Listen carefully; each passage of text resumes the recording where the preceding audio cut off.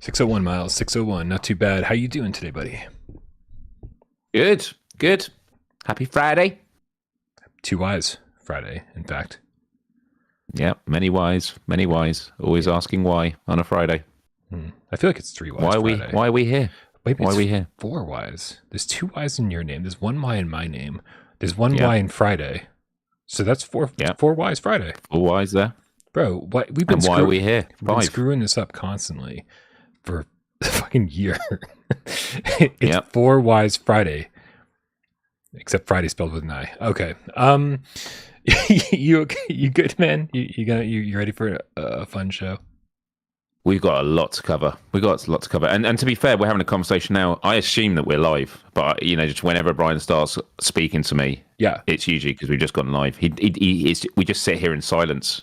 It's true. But you can always tell because I always change the octave of my voice to, "Hey, Miles, what's going on? Okay, yeah, okay, I'm getting the show set up." Now you actually sound like you want to talk to me, which is nice. This is how I talk all the time.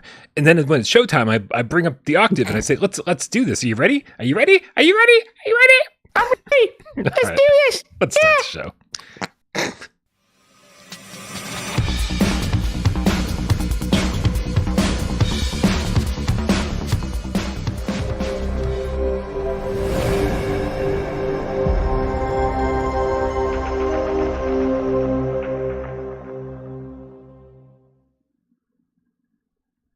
This is PSVR GameScast Live, where we film live every single Monday, Wednesday, in 4 Y's Friday, right here on YouTube. We do it live 6 p.m. Eastern for your viewing pleasure. But guess what? We also care about your oral pleasure. That's why RyPop uploads this thing on podcast services of your choice. And then Sci-Fi Game Cat Henry puts timestamps into the video after it's over. Although I don't think there's going to be timestamps tonight. Unless anybody wants to do them. Does anybody out there want to do timestamps? Anybody volunteer? Raise your hand. Nobody? Okay. Email me if you do them. My name is Brian Powell from this channel right here, PSVR without Parole, and this gentleman over here to my left, your right. That's how we roll, Miles. Super professional. It's Miles Dyer from youtube.com/Miles. Howdy, Brian. Howdy, Game Cats. Happy Friday, everyone. Hope you are all doing well. We've had quite the plethora of VR games launched this week, haven't we, Brian? Mm-hmm. That's a great vocabulary word. I love the word plethora. I think I said it right. I don't know, but I'm sticking with it. We can go with plethora if it makes you feel better. Plethora of. Yep. Let's do that. We can do that. Yep. Okay, that works. Cool. That's all I've got for today. Oh, fantastic. Yep. All right. Hit the like button. Thank you. Our tip window's not working. I wonder what's going on with that. Oh no! Carnage! I know, and then in Javiously already tipped, and it's not in, and I don't have it working. We have so much to talk about on today's show. I'm actually really excited because in the lead up we were like, we got a lot to talk about. We've got some games, but how much are we going to talk about Koi Koi, Love Blossoms? Is that going to be? We're like, yeah, that could be maybe 45 minutes. We could stretch it to an hour. Miles, yeah, actually, you know what? While I'm trying to fix the show, why don't you? From one disaster to another, yeah. Let's talk about. You've been killing it in your endless attempt to stream every single PSVR2 game ever made. You're kind of killing it, and you've streamed a lot of games recently. So guys, make sure you click on the link in the description. Miles' YouTube channel is there, so make sure you go over there, subscribe, and check out all these games he's been playing. But Miles, for everyone who hasn't subscribed yet, give us the rundown. What have you been doing over there? What have I been doing over here? Well, on Wednesday, without getting into too much detail, we had a bit of a political conversation on my Miles Dyer live show, contentious issue. And genuinely speaking, because I've had a massive influx of people tuning into my channel because of my VR content, the reality is on Miles Dyer Live, sometimes we talk about pizza toppings, as we did 2 Wednesdays ago. And then the Wednesday just gone, we actually did talk about the Israel-Palestine conflict as sort of an introduction for people that perhaps feel uncomfortable with the issue. And it was an amazing conversation with the chat, people disagreeing on all sorts, and a lot of people that hadn't really had a chance to engage. And I assume my subscribers were just going to plummet maybe afterwards, but they've stayed strong. But it's just a testament to just the amazing community and stuff. And, sometimes on Miles Dyer Live, you tune in and go, I don't want to talk about pizza toppings this week, or I don't want to engage in politics. And that's totally cool. But it's the main show on my channel. It's a good time to hang out and really appreciate people for it. But as for VR games, so 3 games came out this week. I just before this show, I played Colossal Cave, which I know you've spoken about it on previous shows, so I won't go into it in too much detail. But I kind of like the environments. I obviously wish the resolution was a lot better.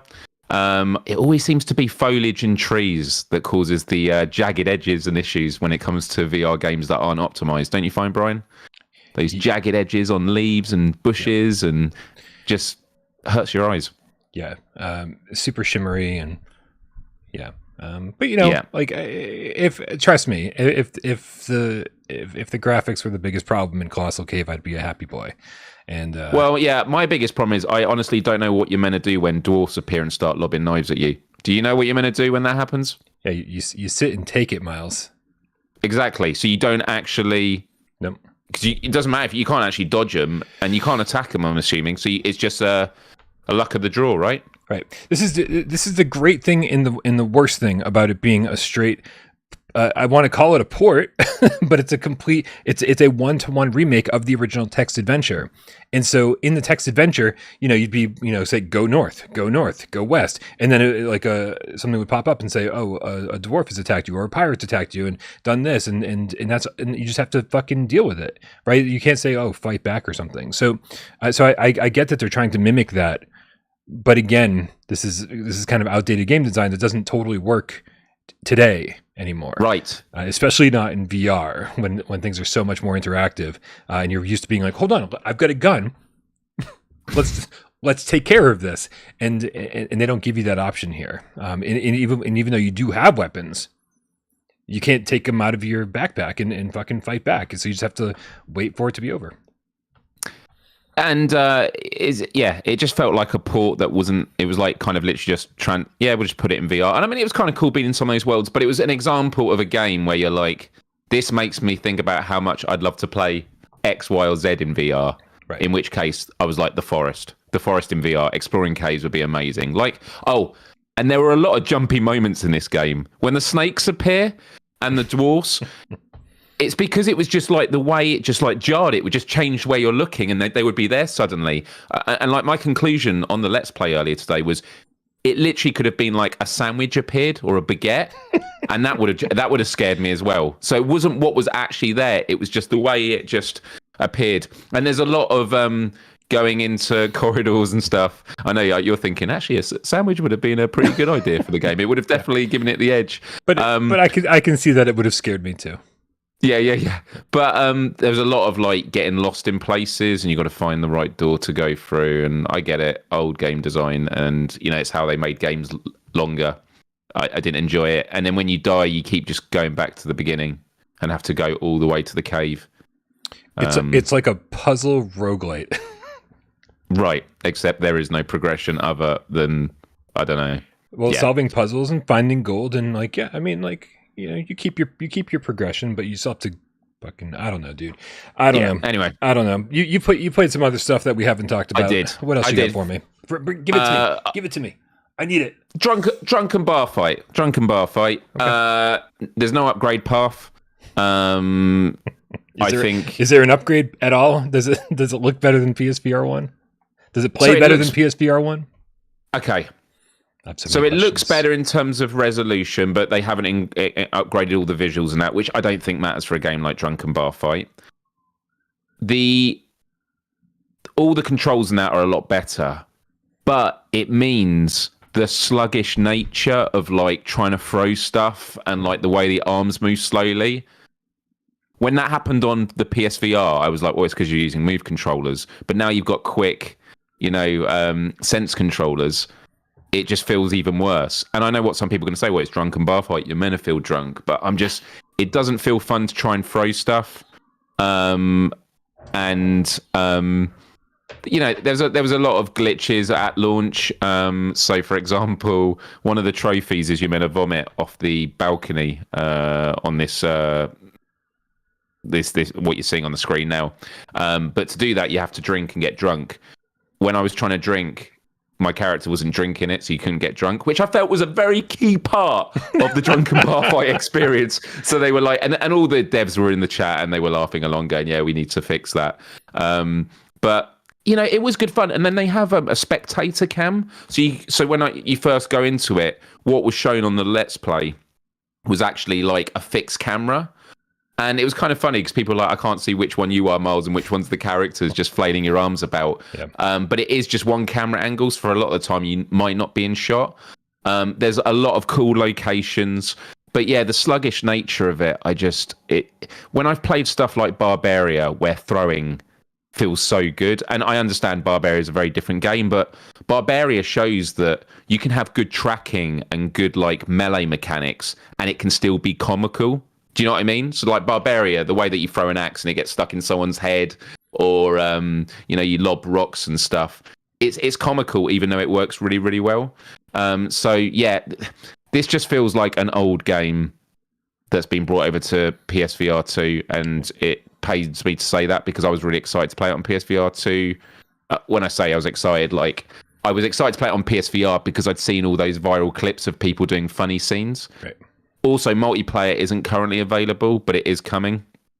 And there's a lot of cool locations. The carnival location, which I don't think was on PSVR, is great because you can do all the carnival, like booths, like games, right? All the games and that. Except for the fact that everything feels so sluggish, so it's really hard to do. So, look, I did a Let's Play for an hour and a bit, and I had a good time. Am I going to go back to it again? Maybe in multiplayer, but probably not.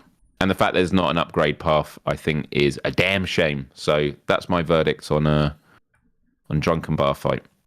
It's a damn shame. That's cool. I just saw you switching between the social screen mode and the third-person camera, and that's pretty cool that you can do that through your cell phone. I think that's really cool. I don't think you could do that. I think it's such a cool feature with PSVR 2 when games do this. I'm trying to think other games that do it. Knock did it, which was great because you could have like the esports camera as they're playing, and you can do it in different whips.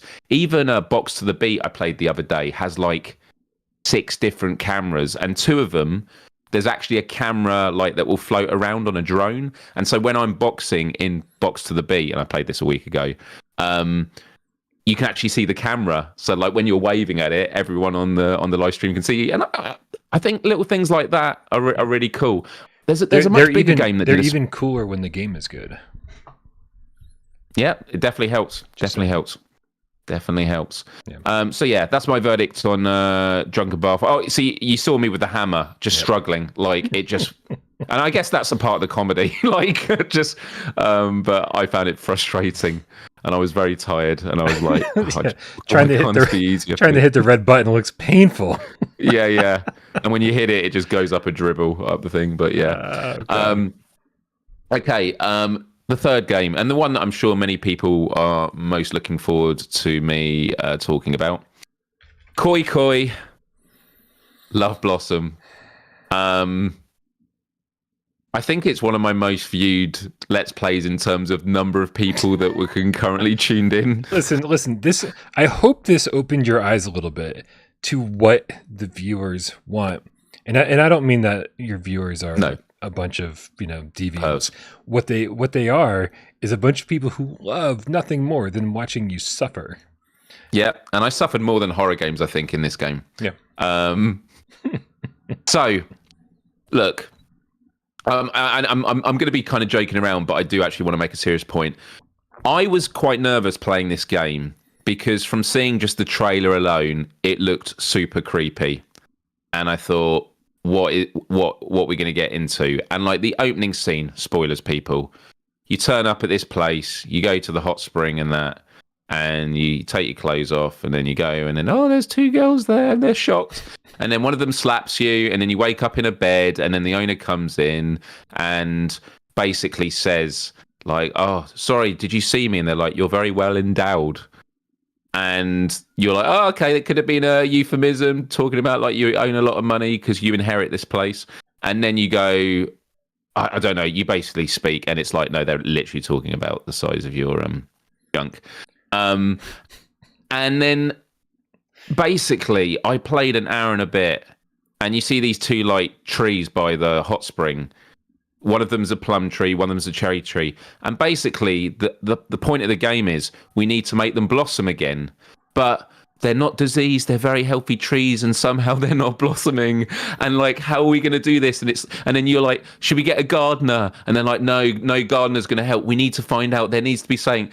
And the girls are like, yeah, we'll find a way. We'll help find. And it's just like, I know what this is about. It's about, if you fall in love with one girl, one of the trees is going to blossom, and if you fall in love with the other tree, and then maybe you can make both of them blossom. And it's like, oh my god, it was like half an hour of just dialogue. And there are mini games in this, supposedly. One of them I've been told is a kissing one, which I'm so glad I didn't get to. I think there's a table tennis one in the trophies. Didn't get to any mini games. But the last thing I will say, and I wanted to make it clear on my Let's Play that when I was joking around with this, firstly, it was because of embarrassment and it was creepy. But secondly, I wasn't endorsing the game in terms of like the subject matter. Like, it's very easy as a guy to go, oh, isn't this crude and stuff, when he's looking and going, oh, one of the girls has big bosoms and the other one is very frail. Which one do you like more? But it was fucking creepy. I don't get to vote. That's not that's not what you were doing there. I don't get to, dude.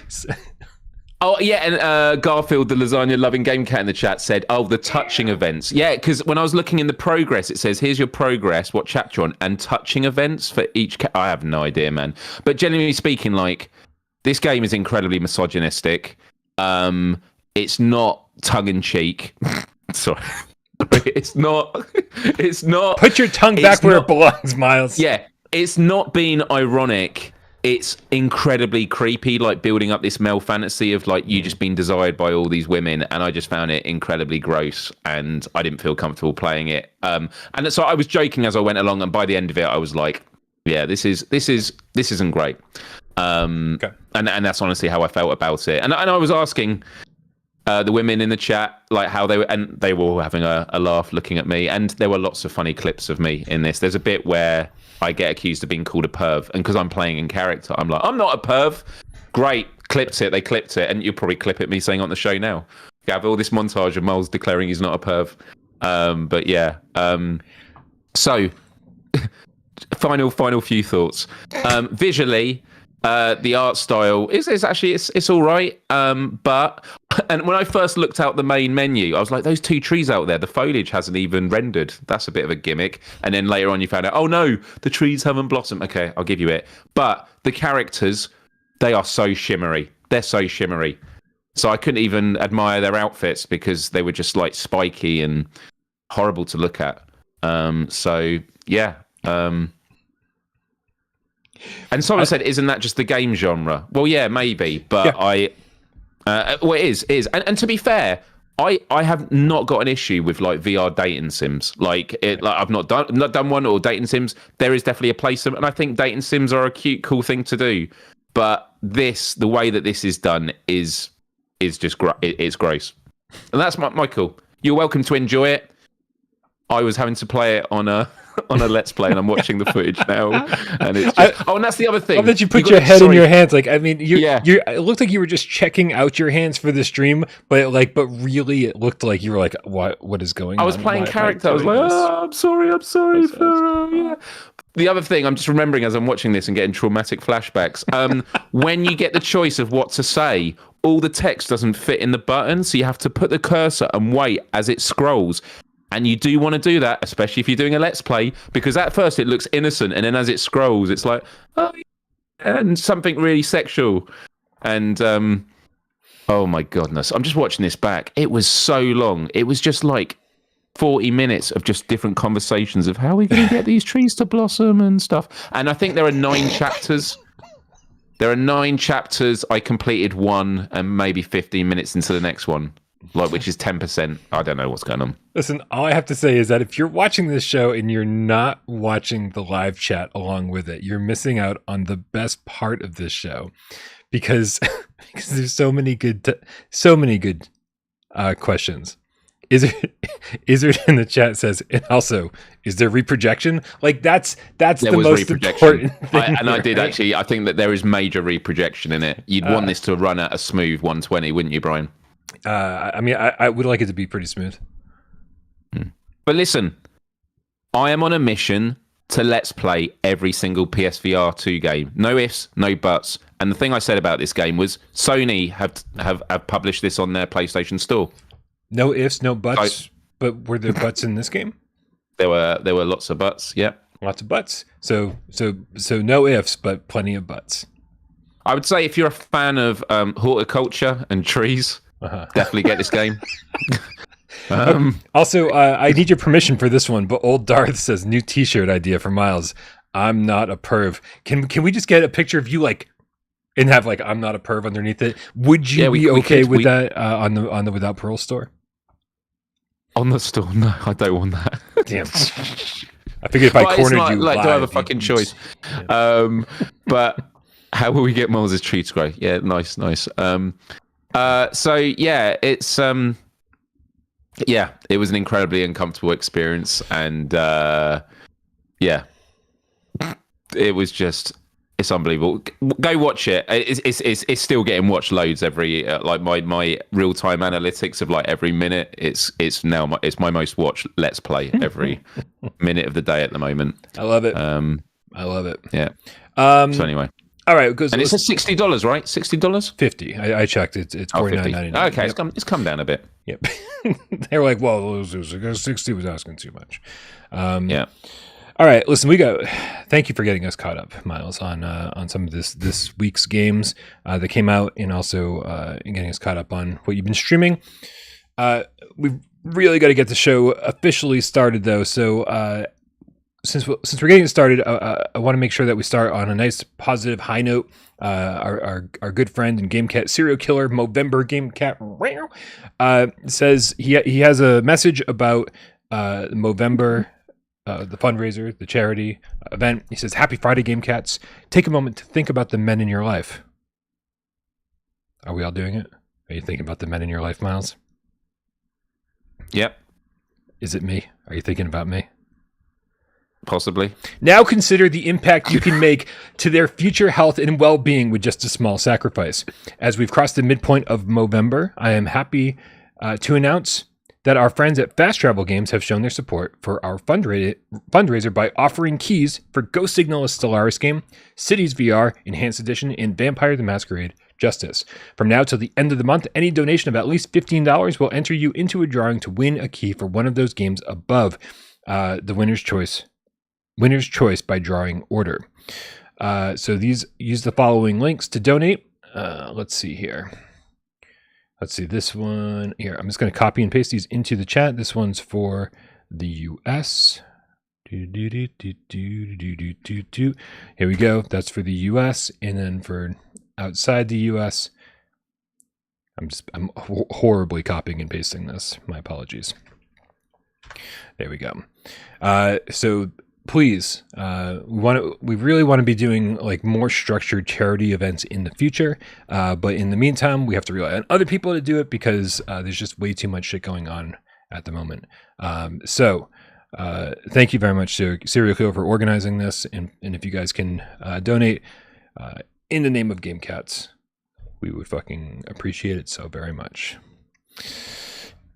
Amazing stuff. Yes, indeed. So let's tackle a couple of tips. We got Javius Lee, who tipped like as soon as the show starts with the $5 tip, says, "Happy Friday, guys. Hope you're having a great one." MYles, if I can talk about myself for just a minute here, you know how much I hate talking about myself. It's the only thing I know anything about. I have to talk about myself sometimes. Dude, my kitchen's basically done. It's been a month from hell. And you know, like, shit's still piled up everywhere. They have to come back on Monday and just do some finishing touches. They're going to be here like all day just finishing it up. But essentially, I have a relatively completed kitchen. And so the project has been a success. And I'm going to be in debt for the next 10 years. So, amazing. But thank you, Javius Lee. To answer your question, it is a very good Friday because this is something I've been looking forward to for a very long time. Starting to get my life back together. I like it. We also have... Where'd the tip window go? There it is. We got Fifth with the Australian $5 tip. Says, "Do you think a Squid Game multiplayer VR2 version could be fun?" Okay, I have to admit, despite the fact that everybody on the face of the planet told me to watch Squid Game, I still haven't. Oh no! I need a different co-host. Somebody tap in. but it's obviously massive appeal. You know, Mr. Beast did his own version on YouTube, which got seen by people all over the world. And yeah, I mean, like those type of games, I definitely would want to see in VR. I don't know if the question is based on the fact, is there actually a multiplayer game of it that's not VR, or is it there's no game at all? I mean, either way, I would definitely love to see that as a PSVR2 game. To my knowledge, there's not a Squid Game flat screen game, but Wes is in the chat. Wes, have you watched Squid Game? We need your opinion. Would Squid Game make a good VR multiplayer game? Excuse me.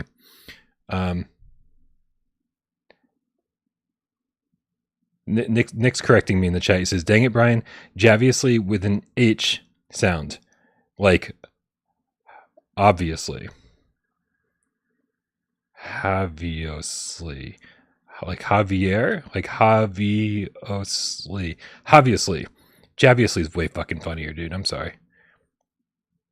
That's just how it's gonna be. Javiously, if I'm wrong, we gotta roll with it. That's how this is gonna go." Squid Game would be amazing.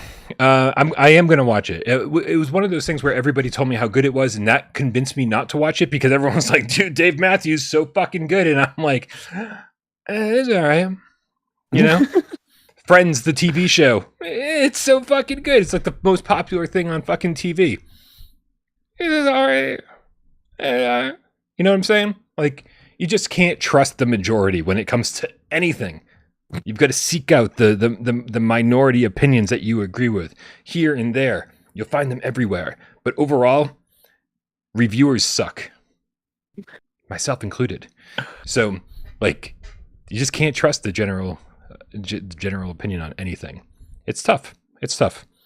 Everyone said Squid Game was great. That must mean it's not very good.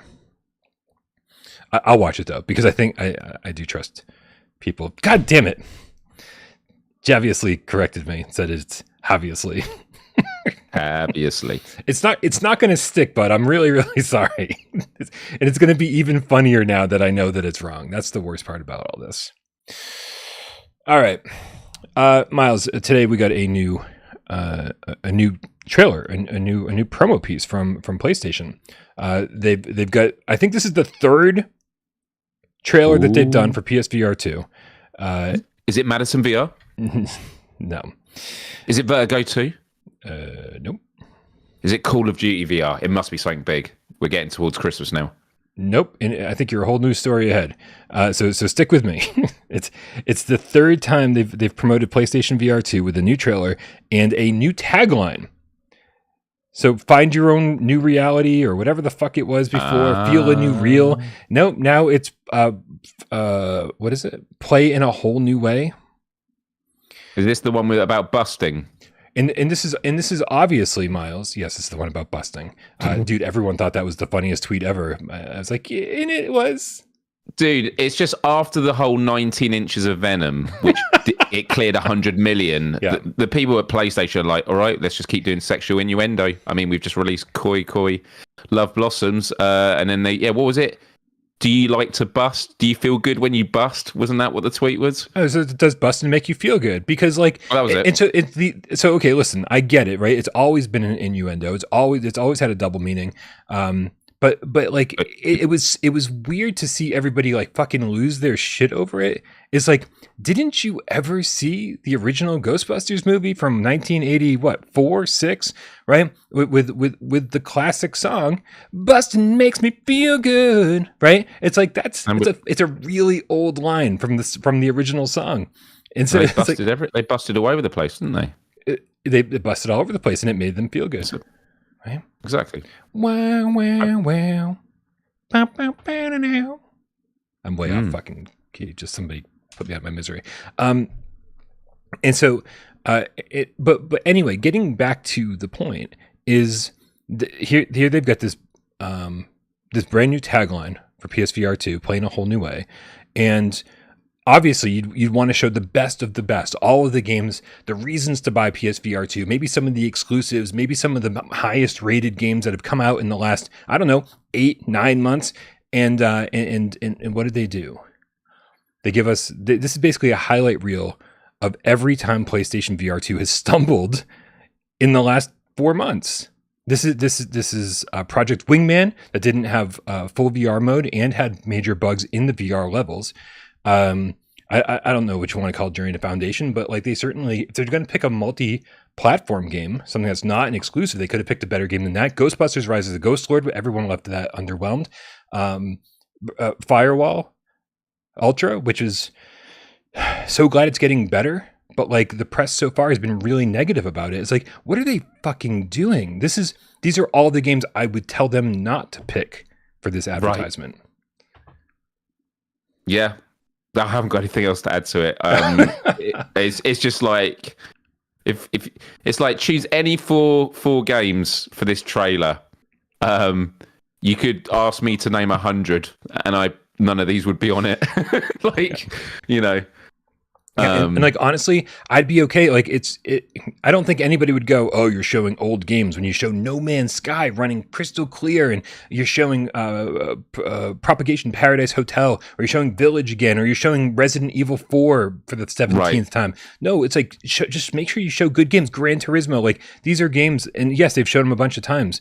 But like you're trying to get people into PSVR2, you're trying to convince them to buy the headset, so it doesn't matter that they're not old to those people. Those games aren't old to those people because they haven't bought the headset yet. And if those games are old because they played them flat screen, well, great. These are games that they probably played and probably loved and said, "Ooh, I can play those in VR. That's really cool." The idea of someone buying it and then getting Journey to Foundation based on that clip. That clip makes it look like you're flying ships. Right. And then I would show the beginning bit where you're chatting to that guy in the cockpit, or it's me trying to get out. That they should have used the clip of me trying to knock on the cell door, trying to get let out, and then it was glitched, so I had to restart it. Man. Right. Yeah. Yep. But you do get to explore it with the beauty of 4K. Wonderful. I guess. Yeah. I mean, yeah, you made a point that I didn't even consider when I was ranting about this, is that they simply they're giving the wrong impression about what Journey to Foundation really is. It's not a game about straight up action. You talk to people for the first 2 hours of that game. And you mentioned earlier today when we were in Discord voice chat, which again, something I didn't notice, was that they're saying, hey, you can do you can use hand motions to gesture to your friends and be like, yeah, that way. But they're using Ghostbusters as the example to that, where you can't even give the thumbs up like you can in the Quest version. It's like, oh my goodness. So you're basically saying, oh, look at our inferior gesture commands over here on PSVR2. The whole thing is fucking weird, man. The whole thing's weird. And it only gets weirder, Miles, because today, the other VR trailer they put up on their YouTube channel, obviously, and you got to remember, the PlayStation YouTube channel has millions of subscribers. It's one of the best ways for them to promote anything PSVR2. And so you, again, want to make sure that you're putting up kind of the creme de la creme, the best stuff that you have to offer that really represents PlayStation VR2, because it's here on the PlayStation channel. And so Arizona Sunshine 2. Of course, that would make sense. But instead, and I don't want to speak disparagingly about this game because I haven't played it, I know nothing about it, but Corridor VR, here it is. This is the other thing we saw about PlayStation VR2 on their YouTube channel today. Someone is asleep at the wheel. This, and I think this, as far as I know, this is like one dude who's making this game, and he's making the game that he wants to play, and he's very enthusiastic about it. That's wonderful.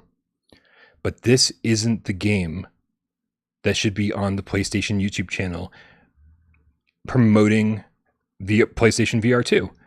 It's not going to do Sony any good. It's not going to do this guy any good.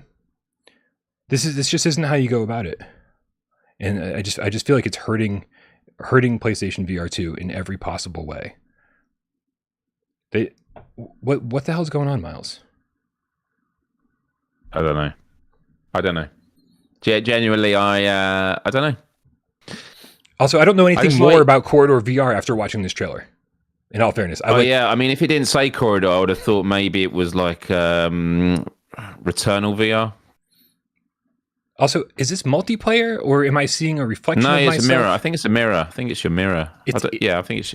Right, very confusing. At first I thought it was a mirror, and then I was like, wait, are there just mirrors in every single room? No, it looks like mirrors. I mean, to be fair, from what I've seen of it, it looks like a cute game. I'm looking forward to playing, experiencing it. And I know you're not saying anything disparaging about it, right? But is this the game that, when you see that PlayStation VR2 logo in the top left? Yep. I think about all the games that were showcased to begin with. Resident Evil Village or Horizon Call of the Mountain. I'm thinking, what games have come out recently that could have made the cut? Propagation. The seventh guest. As a puzzle game. I do think Ghostbusters, despite the issues we've mentioned, I do think Ghostbusters is the one on the list that I would allow. Fair. In the sense that it's a massive IP. There is fun to be had in Ghostbusters, despite the issues. I feel very mixed about it. And it's an important IP, and they wouldn't be able to talk about busting everywhere if they didn't have that in there. It would be a bit weird if they just said that out of context. Yeah. If they had Koi Koi Love Blossoms on there and said, do you feel good when you bust? I don't know. That could have done better, I guess, as a promo. But yeah, especially... What's happened? What's the big news that's happened this week, Brian, in the world of VR? What is everyone going absolutely bananas for? What VR game? Bananas? Assassin's Creed. Oh, Assassin's Creed. Yeah. Which I think Bananas was the project name before it was announced. Actually, yeah. But my point was, that is the announce. Everyone's talking about it. You want to punch back? Yes. Thank you. And this is what we've got to punch back with. Corridor VR. Yeah, I mean, I've heard mixed things about Assassin's Creed VR. I've heard it's a little bit janky, but still a great step forward for standalone VR and VR in general. It sounds really great. Sounds like a great Assassin's Creed game. And considering we don't have that on PlayStation VR 2, and there's no mention of it coming anytime soon. Yeah, man, like fire some guns, man. Fire some guns. Corridor VR is not a gun. Corridor VR is like a drool. It's not good. I hope Corridor VR turns out to be a good game. I hope it turns out to be a good puzzle game. It looks like something I could probably get into. I'm just saying that for the people who watch the PlayStation YouTube channel, and that's where they get their PlayStation news from, it just doesn't present PlayStation VR 2 in a good way. Nothing they did today at all presents PlayStation VR 2 in a good way. And I'm sad. I got a question. I promise this does connect to what we're talking about. Hellsweeper VR had a patch this week. Mm-hmm. Do we know, has it done big improvements? The graphics a lot better now? Or graphics are the same. Okay. And so why am I bringing it up? Hellsweeper VR is an example of a game that if the graphics were great, that's something you'd want to put in here. But obviously you couldn't do it last minute. This is something that would have been done well in advance. Even like when Kayak VR Mirage gets updated with full multiplayer, like fucking showcase that, because maybe it's not a great game. Like it is what it is. It's fun. But when it gets full multiplayer, like that's the kind of game that like wows people. We were all excited to play Kayak before it came out because it looks fucking photorealistic. And we're like, oh my God, is it going to look that good? And actually it looked pretty fucking close. So that's a game that actually sells headsets, surprisingly enough. It's a game that just looks photorealistic. So fucking show that in your trailers. What about Vampire? Vampire? Yeah. Vampire could do it too. Yep.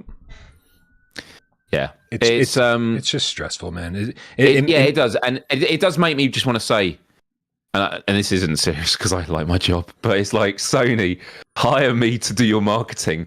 And I wouldn't want to do that because I like being on the outside, being able to, give honest reviews and perspectives. Yeah. The moment you start working from Sony, and Sony is a great company to work for, so I know people that work for them, and it's great. But the context changes on what you are as a content creator. Naturally, right? You wouldn't be able to say certain stuff. Yeah. Oh God, I would never want to be the guy that everyone blames for PSVR2 failing. And that is also true. Right. So yeah, I can't imagine it's an easy job, but it doesn't seem like anyone's doing the job right now. Oh, and also and having worked for big companies before, wouldn't surprise me if the person doing the video or doing VR thinks what we're saying now. But they're like, no, this is the remit. These games need to be on it. We've got these certain deals with them or stuff like that. It's got to, it's got to be X, Y, and Z. It looks good for the commercial. That's all that matters. People then can deal with it once they've got the headset. Sorry, occasional sirens on my end. Doing my best to mute the mic whenever it happens. We've got Professor Lilith with a $5 tip saying, hello, GameCats. Hello, Professor Lilith. The winner of the Sunday Multiplayer Survey is Gran Turismo 7, Rev Your Engines, 2 p.m. Eastern, November 19th. Guys, don't forget, every single Sunday, Professor Lilith organizes the Multiplayer Meetup over on our Discord. There's so many reasons to join Discord. If you want to play any multiplayer game, it's probably the best chance you have of getting one started. Our moderator, Nick Mulo, created roles for most of the popular multiplayer games and some of the not so popular multiplayer games. So all you have to do is use that tag, and everyone who has that role will be notified that there's a game going on. And of course, Professor Lilith gets everyone together for specific games every Sunday, 2 p.m. Eastern. And this time it's Gran Turismo 7. Always a good time in multiplayer. Absolutely. And actually, I just want to give another shout out for the Discord. There are Discord channels for most PSVR2 games that are super active at the moment. And the one that's been really active the last week and a half, 2 weeks, the Barbaria one. I mean, it's just amazing to see GameCats who've been playing Barbaria talking. This is what I was hoping for when the game came out. I'm really interested to see how active the community gets with talking about strategies. Mm-hmm. I learned how to use boons in the game, which are like power-ups. Turns out I've not been using them for like the last 2 weeks. I've had them on a stand going, oh, they're passively working. Turns out they weren't working. And there's just been a new age introduced, so it's like the new starting point. So definitely jump in. Barbaria is a game that I'm still playing every day during lunch breaks. 20 minutes a day, just seeing who's attacked me, attacking back. The combat feels great, and there's a lot of stuff to come. But yeah, just seeing the game cats just trading tips, giving their usernames so everyone can attack each other's realms and discuss it. It's amazing to see, and it's just another example of the Discord at its best. Yeah, no, the Discord is a great place to be. Great place to hang out. A lot of great stuff going on over there for sure. Excuse me. All right, man. Well, you know what? I'm going to bounce around the run of show a little bit. I need to get Ghosbusters out of the way because we've been talking about a lot of negative stuff. I just need to get the final negative stuff out of the way so we can be positive for the rest of the show. Yeah, I was like, and now to be positive. No, we're just getting one more negative thing out of the way. Yeah. One of the many complaints that Ghostbusters VR had was that there weren't enough game modes and that there weren't enough locations and blah, blah, blah, blah, blah. But yesterday we got a brand new game mode called Heist and Seek. It's one of 2 new game modes we're getting this year. And MYles and I jumped into it last night. MYles, what did you think of Heist and Seek in Ghostbusters VR?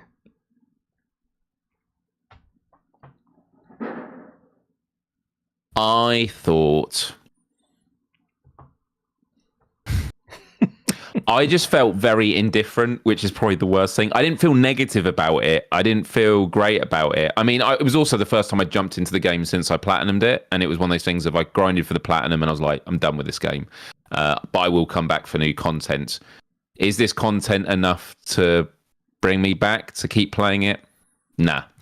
Audio issues, like the audio was just going really quiet and like the mix was weird. So it just, because the thing is, when the problem with it is the audio is everything. Like the mix is everything for this game. Mm-hmm. Because if you're playing a game and the audio mix isn't right, you feel like, oh, I'm just playing a game right now, just shooting this beam across the sky and getting ghosts. When it's in the moments where the audio mix is great, you feel like you're in the carnage, like the sound of like everyone, letting rip and the ghosts and fighting against them. And it's, we got to do this. We got to do this. But when it's just like, shh.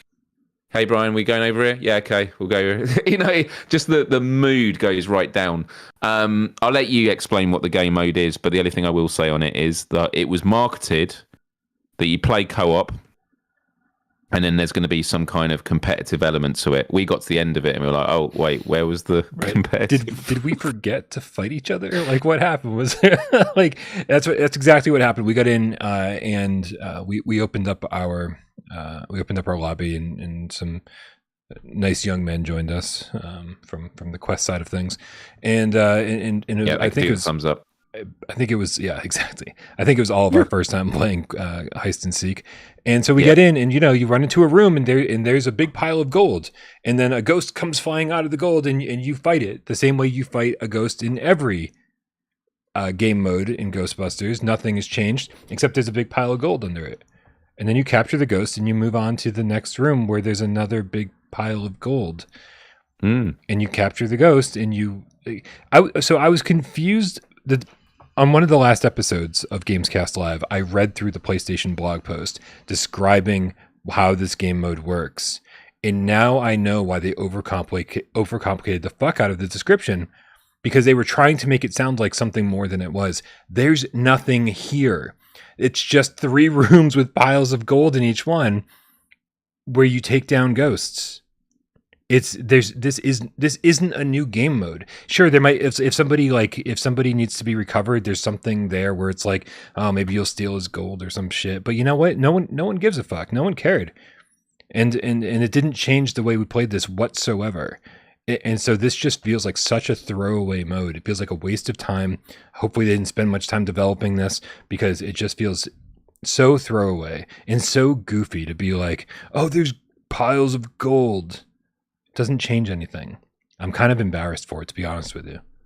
And we were talking about the progression screen was busted because it's not to keep using that term, but because I'd unlocked all the upgradables, and it didn't even have it say I'd unlocked them all. It said like 37 out of I don't know what it was. It was like 31 out of 35. It's now fixed. But then for missions, it said 42 out of 52. And Brian said to me, but can you actually see what you've completed and stuff like that? Because he says, you remember, because you had that grid, for those that don't know, I did this, which was listing all the mission types, all the locations. So there's like all the mission types and then the extreme versions. And I was crossing them off to make sure I did them all. And I said to Brian, no, I think in the end I was wasting my time, because it's actually just, you're meant to do 42 missions and it wasn't going up. But then, because it now says 42 out of 52, we're like, okay, there's a new game mode and there's 5 locations. So that's 5. And then you'd play them on extreme. That's 10, so 42 to 52. So it turns out, so you'd need to start doing this again. And there's no way of detecting it. There was new ghosts, though, weren't there? Little heist ghosts? Yeah, the heist ghost, which, I mean, you don't fight them any differently at all. So it's the whole thing's fucking weird, man. Like I don't know what they're doing with this game, but it seems like they're going in the wrong direction with it, and that really makes me sad, because again, like, this was something that felt really kind of vapid at launch, and like, man, it feels like there might be a foundation here, but unfortunately, they didn't go anywhere with it. They didn't give it any depth, and we're like, well, maybe over time this will be. You and I both said in a year from now, maybe this will be a game. And this is, if this is where they're heading, if this is the first step toward the next year, then the next year is going to be terrible. Like this is the worst game mode that I've played so far. But you can go on the PlayStation store and grab yourself a new Ghostbusters skin, which I wore. And then I was like, Brian, what's it look like? And you said you look like a kid that's just crayoned. It looked like a toy. It looked like you'd used a new skin, and I looked at your Proton Pack, and it looked like a toy. So the new Proton Pack looks fucking cheesier than all of the other skins we've had so far. It made it look like a toy, and I got man, like I got puffed every single room I walked into, and it was irritating. I was like, I hate these things. I absolutely hate these Stay Puft mini marshmallow men. Right. Yeah, Brian was clearing out all the rooms of them. It was good. We sent him in first, and he's like, they got him again. I was just oblivious. I was oblivious. Yeah. And so taking the ones off that you can see is like, okay, whatever. And then you got to reach behind you. And you can't. I feel like I'm liking this game less by the day, Miles. And my major audio issues that ruin everything You were talking about like some audio balancing. When I was playing this, I got major audio squeals, and that continued into this playthrough. So even though they said they fixed a bunch of bugs and they, about a bunch of quality of life improvements, they didn't fix the worst thing that I encountered, which was squealing in the headset, keeping me from hearing you guys or the game. Oh, that was me being excited with the game. And then after dealing with that sound for 2 or 3 minutes, then everything just goes silent. And then I can't hear you guys. I can't hear the game. I can't hear anything. And the only way to fix it, it doesn't even restore when you get back to Ghostbusters HQ. You literally have to quit the game and go back in. And after we were done playing, I was like, I'm fucking done. Because we played one mission, and that bug has already like fucking come back. I'm just irritated, man. I'm just irritated. They're charging a lot for this game, I feel like they're also. So not only are they not delivering on the content that I believe a game like this should have, but on top of that, they're just making it difficult to play it, and I'm really frustrated, unfortunately. Yeah. Which the Juice GameCat said, I think I had read that they introduced a mission tick on completed missions. Now maybe they had. They have fixed though the money you get now. So at the end, it tells you how much money you've earned, and then when it tells you the individual, it does actually match, which is nice to see. The only thing I will say, and it's kind of like, it might seem like it's a full-throated defense of End Dreams. It's a semi, I would say semi, but you Americans, semi defense of End Dreams, which is this mode would have already been made already before any of the feedbacks come through. But that doesn't necessarily mean things are going to be made right, because for me, it's like, if they're doing a 1-year season pass, I don't know, maybe it's like, depending on how much it sells, Sony might say, all right, we'll renew it for a second. Because they always talk about these live service games and stuff like that. It's right. Like, this could be a universe they build up. And so actually, in the long run, we could start seeing some excellent stuff happening. But we'll have to wait and see. But the thing I thought about also when I got into the game was, oh my goodness, the resolution is so good, and this game is beautiful to look at. And I know it's a simple design and stuff, but I think also because I've just been playing a lot of other VR games lately that haven't been that clear. It's like End Dreams are just their technical ability in VR is S tier. They are brilliant at what they do there. Yep. I feel like they've never been given enough time to complete the projects that they've been working on, because Fract was the beginning of a fucking incredible single player first-person shooter adventure. It was the beginning of that, but we never saw the end of it. We never saw the middle or end of it. What was it, like not even a 2-hour game? It was crazy. And then in Synapse, I mean, we didn't even get a fucking end boss in that game. Oh man! Like, we're talking about amazing games here, or at least games with amazing foundations that were so good while they lasted, and then just nothing. And that's super frustrating. Ghostbusters, again, maybe an amazing foundation, possibly, but like, come on, like, these game modes are just bad. So, man, if Synapse was a full-fledged roguelike game, like, oh, man, yeah, if it had like all those modes we talked about, like modifiers and like infinity modes and stuff like that, dude, that game would be a top 5 contender without question. Yep. And it's just so, it hurts me to say that, because that game is just, I love so much about it, and I just feel, I just wish Sony gave them the budget and the time to make a full-fledged game. Yep. But it is a full game in its own right. Like, I'm not taking away, like, they set out and did what they did, and they've knocked out the park. But I want them to keep adding content to it. Like, yeah, oh, man. Agreed. It hurts because we love love when they do it right. I mean, yeah, there is something about that too. VRAF GameCat with the $2 tip says, "Hi, your thoughts on Sony's new PlayStation VR2 ad and Assassin's Creed Nexus?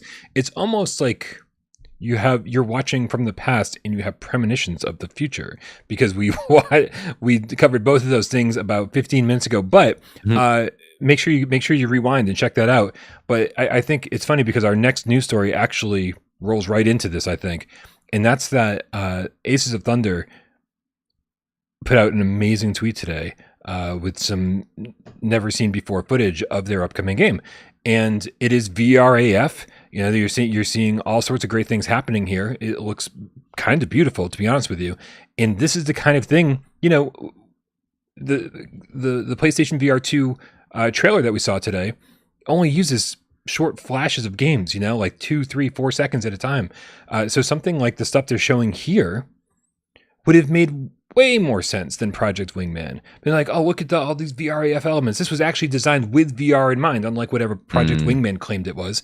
And this is designed for PSVR2 specifically. Put this in your fucking next trailer, Sony, because this looks incredible. I mean, hopefully it turns out to be good. But this instilled me with a lot of faith in the fact that Aces of Thunder is updating us so frequently at this point, and like every week at least, showing new screenshots of the different planes you'll be flying, or the different things you'll be doing while you're in the air, and like, look at these VRAF mechanics. This is the kind of shit that we want to see more of. And so, yeah, it's crazy that we have both of these things. Amazing, isn't it? They do. I agree with you. Man.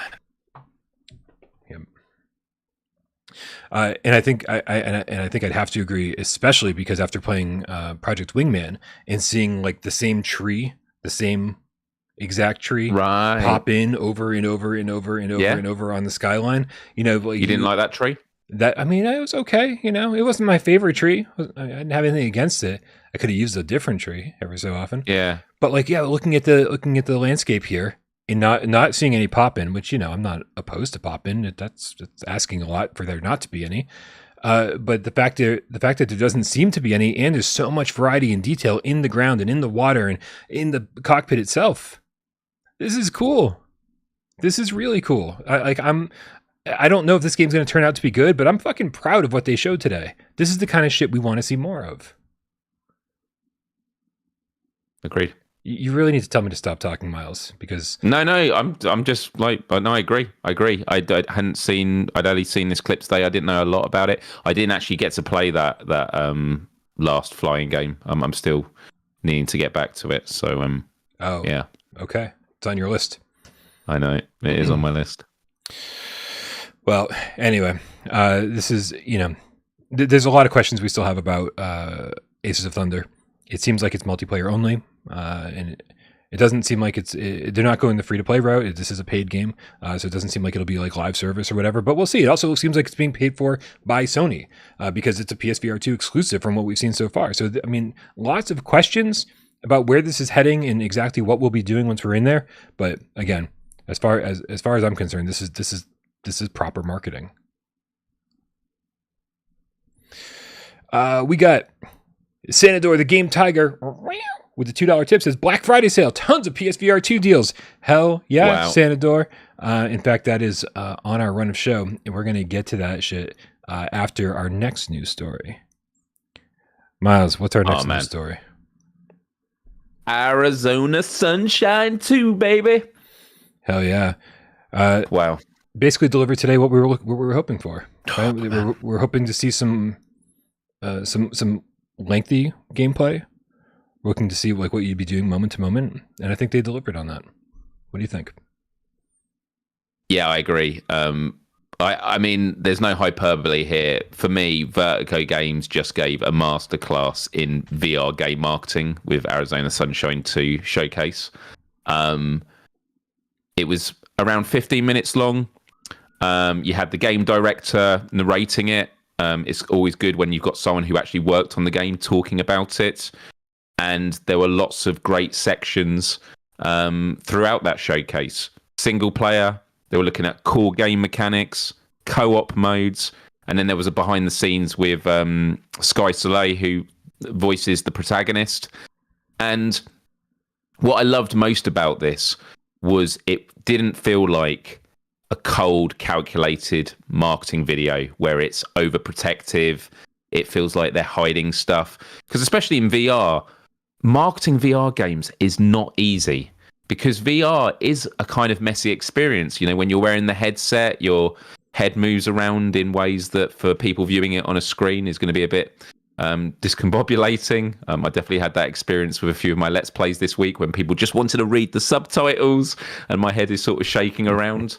But throughout this, the kind of imperfections are what made this near perfect. When they did the single player preview, It was uninterrupted.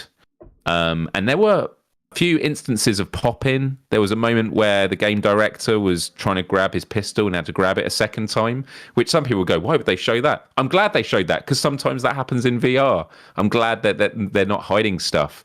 They had the core mechanics on how to play. A lot of it was VR mechanics that a lot of us are familiar with, but to excite people that perhaps haven't dived into VR yet, I think that's really, really important. They then talked about the co-op modes, which we'll get into in a moment. And they had influencers sit down who had played it, and then they were just talking between them about their experiences like putting a sausage in one of the other's mouths and having a sausage put in their mouth. I think was mentioned a few times.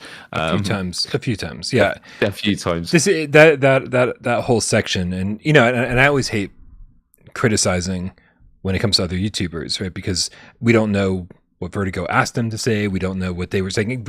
Would you mind addressing this part of the game, and so we get some variety amongst it?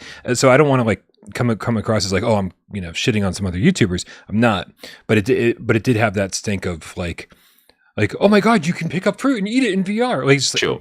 It's like, okay, yeah, we know. We've all played VR now, and so and this didn't feel like something that was being marketed to people who've never played VR before. This, in fact, had that air of respect to it, where they really did seem to like respect the player base and people who were like had legitimate questions about the game, and they started to kind of knock out answers. As far as I was concerned, I was watching this and being like, well, hopefully they'll show some climbing, and hopefully they'll show, make sure that there's no fade to black moments as you walk in, open a door, or want to climb a ladder, it just fades to black and you appear at the top of the ladder, and it kind of felt like all of my fears were being knocked out one at a time as I was watching this, as if they totally respect the VR audience and say, listen, we know what you're looking for. There's the moment where you had to grab the gun twice. He missed it the first time.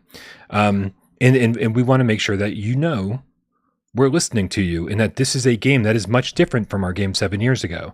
And we've grown as a studio, and we've learned how to do more, and we know what gamers want. And here it is. There's crafting, MYles. I'm fucking sold. There's crafting. It's like that, which also means there's an inventory, which there wasn't in the first game. This is, right. I do basically the entire time I was watching this, I was like, you guys are doing everything right.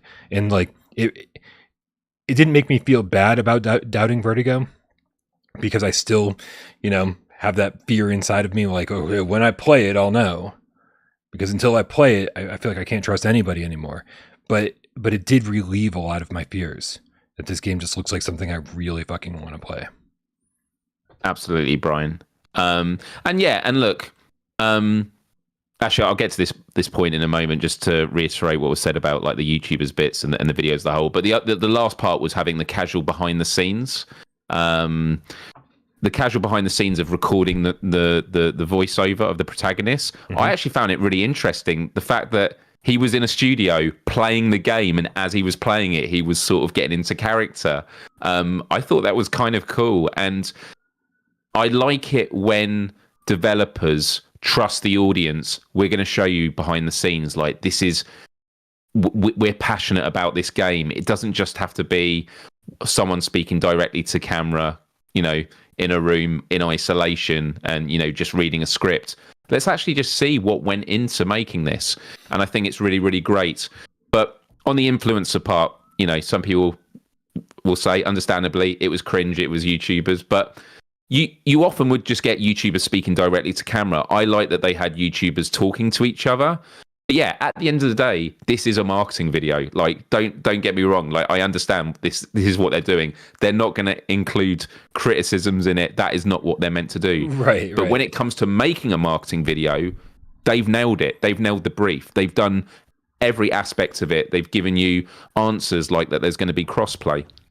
And they also had Cass and Cherry in there, who I think are awesome. So right.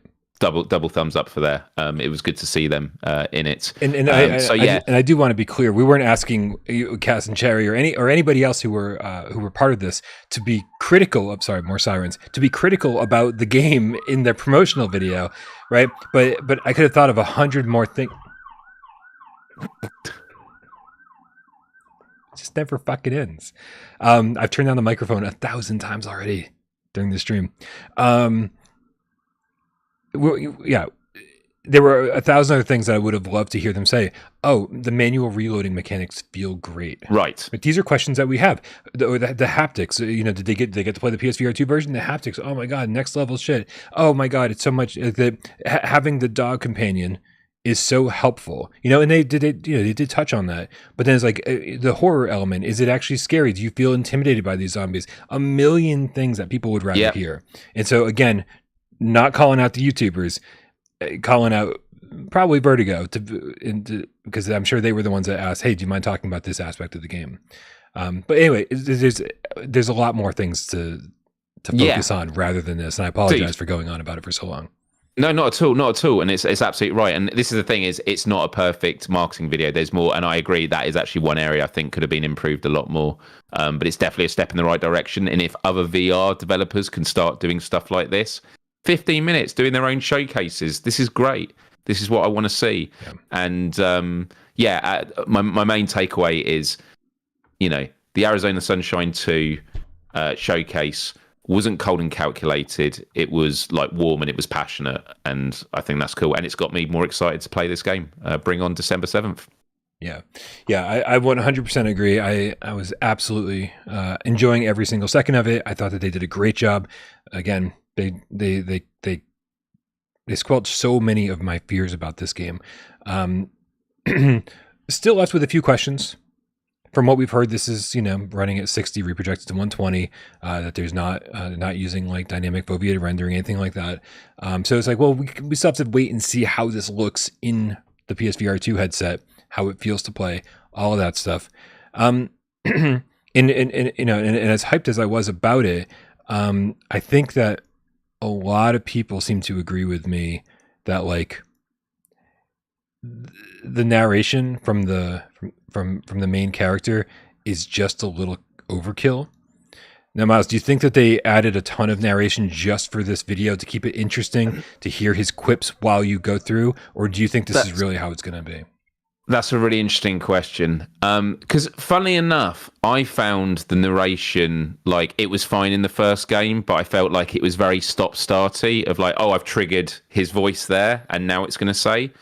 And I basically, from what I've read in the chat and how you've prefaced this question, I know that this is going to be a divisive issue. Mm-hmm. But from what I actually saw, I actually really like the way it's done, because it felt like it wasn't, you're playing a game and you trigger these moments where the voice speaks. It's like, as you're in it, you are this character. And as he's trying to shout out to the helicopter, but yeah, it might be that it's over the top. We're not going to know until we're in the game. But like, if there's this sense of like, you are this character that is not a silent protagonist, is actually talking, and it is ongoing, I think it could add to the immersion. I think it's too early to say until we're in it. But I also understand why there are some people that are going to want to rip their headphones off because of it, or want to turn it off in the options. And you know what? That might be it. That might be a setting.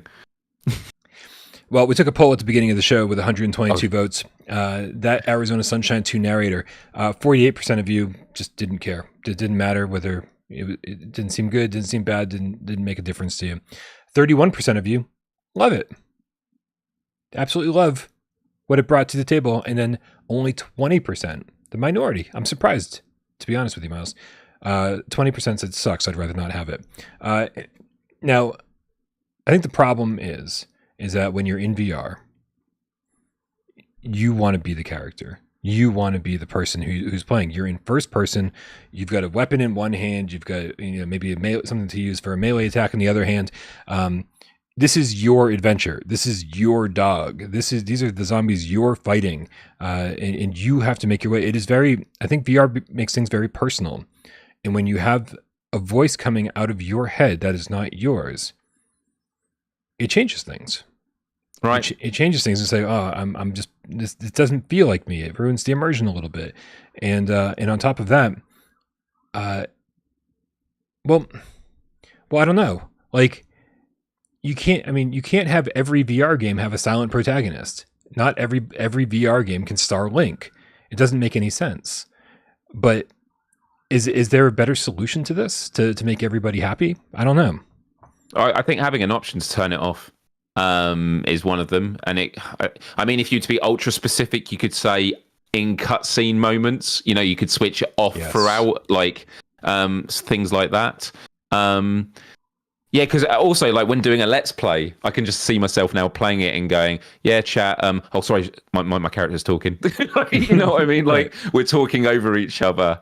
But yeah, but I mean, the fact is that this is written by Rob Yescombe, and I've loved that pretty much everything that I've ever seen of Rob Yescombe. You know, he did The Invisible Hours, he did Farpoint, and I have a lot of faith that this story is going to be emotional. This dog is going to fucking eat it at some point, right? Like, this is going to be a touching story, despite the fact that, like, the main character is kind of a whack job and maybe a little irritating.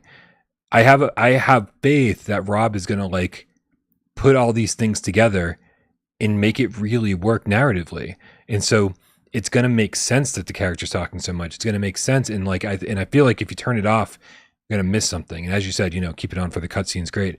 But that's why I'm going to be playing through this my first time by myself, not in co-op, because I want to experience the story, and I'll take in the narrative and see what this character's, if he ends up being just annoying or what, because I hated it in the first game.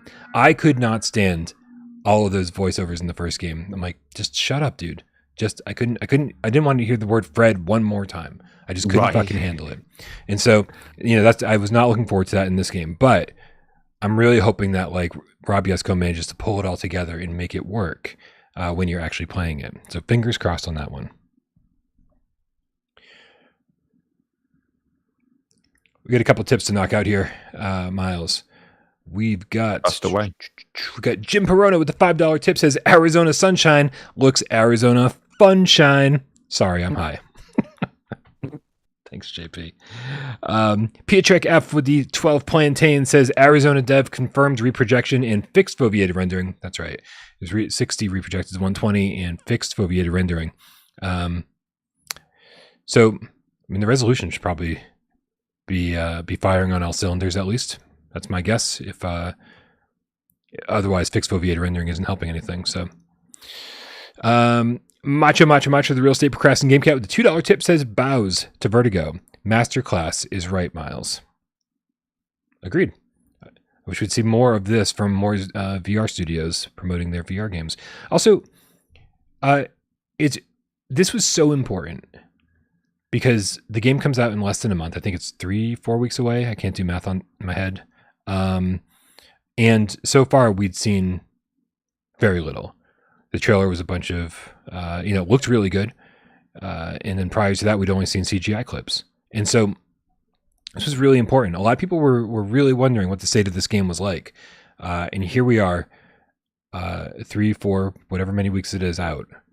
And it's looking really, really promising. They showed one particular part of the game. Usually they call that a vertical slice, when they like really polish up one section of the game to make it really good for trade shows or for demos or for anything. So hopefully this isn't just a vertical slice and the whole game is really polished and all the ports are going to be handled well. So there's still some questions left, but I totally agree with you, Miles. This was a wonderful way to do this, and I think it put a lot of fears at ease. Yep. And as someone who works in marketing and puts together promo videos, they're not easy to do. And I can even see with the YouTuber stuff that, there'll be questions that were asked at the time. I do question interviewing people, and then you get to the edit and you're like, shit, we should have asked that. Or, that was the better question, but the answer wasn't quite right. They might have misspoke or something like that. These are really very difficult to put together, and I thought the playthrough was really good as well. Just hearing them talk about it, and you could tell that they were talking about it as they were playing it, because and maybe I just noticed this because I do this sort of stuff, but like the audio quality went down when it was in game because it was clearly using a headset microphone. But yeah. Sorry, just trying to keep my volume down while sirens are going by. We've got record deaths today in Worcester, Massachusetts. Record number of deaths. But what a way to go out, right? GAMESCAST definitely, live. Man. Right. Yeah. I mean, we're not gonna obviously have to wait and see on December 7th, but it's a game that I'm very much looking forward to. Yep. All right, man. Well, there's a bunch of games that we don't have to look forward to anymore, and they are all discounted. Sony has put up a Black Friday sale. I believe it started today, and it covers a ton of PSVR 1 and PSVR 2 games. And MYles, we don't have all day. We don't have all night. So let's do our best not to spend 2 hours on this. However, I've got to be up early, Brian, because guess what? I'm going out kitchen shopping. No, you're not. Are you? Yeah, I am. It was something I'd been working on anyway, and then you were getting your kitchen done. I was like, oh, it's interesting timing. But yeah, tomorrow I'm actually going to a kitchen place to go through a design. So, yeah. All right. Kitchens all round. Yeah, right. You get a kitchen, and you get a kitchen. Oh, I wish. All right, kitchens are not cheap. Not cheap. All right, man. So this is the Black Friday sale. I've sorted it by PSVR 1 and PSVR 2 games. We got Gran Turismo for $40 instead of $70. I mean, dude, we keep saying it over and over. This is one of the best reasons to own PSVR 2. Definitely thumbs up on that, right, MYles? Yep. Yeah, absolutely. No Man's Sky for $30 instead of $60. Listen, I love it. I love a 50% deal, but like, isn't it always on sale for this much? That's what I thought. Oh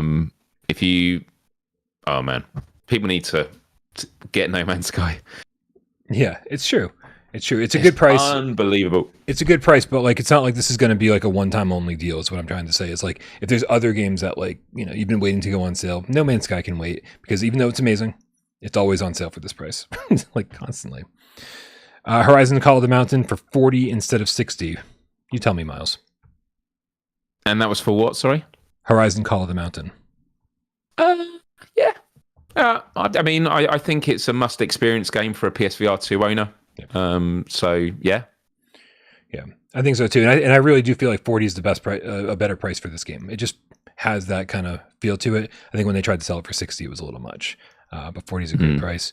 Resident Evil 7 and Village, both games, one package, PSVR 1 and PSVR 2, for $30. I mean, I don't think there's any better deal that we're going to find today. Must have. No. Yep.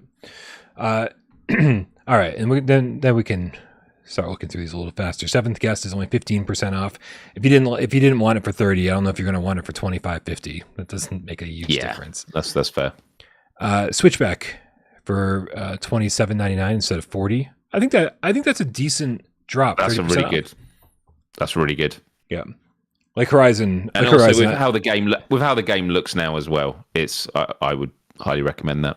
Yeah, like Horizon, I feel like the original MSRP was just a little too much, and this brings it down to I think the proper price. We get The Walking Dead: Saints and Sinners Chapter 2 for 50% off. It's only $20. I think that's a no-brainer, right? That is an absolute steal. Yep, and they get the bundle for $30 for Chapter 1 and Chapter 2. You're going to get so many hours out of that. Yeah. So many hours. Yep. I mean, that is tied with first place with Resident Evil 7 in Village, that bundle. Yeah. Yep. Synapse is $26.24 instead of $35, so 25% off. Oh yeah, I think that's a really good cut. Again, it'd be like that's what it should be, Yep. Oh, you think that's what it should have been? Yeah. No, I think you're right. Well, I think you're right. No, to be fair, I think 30. I mean, sorry, we're talking about dollars, aren't we? Yeah.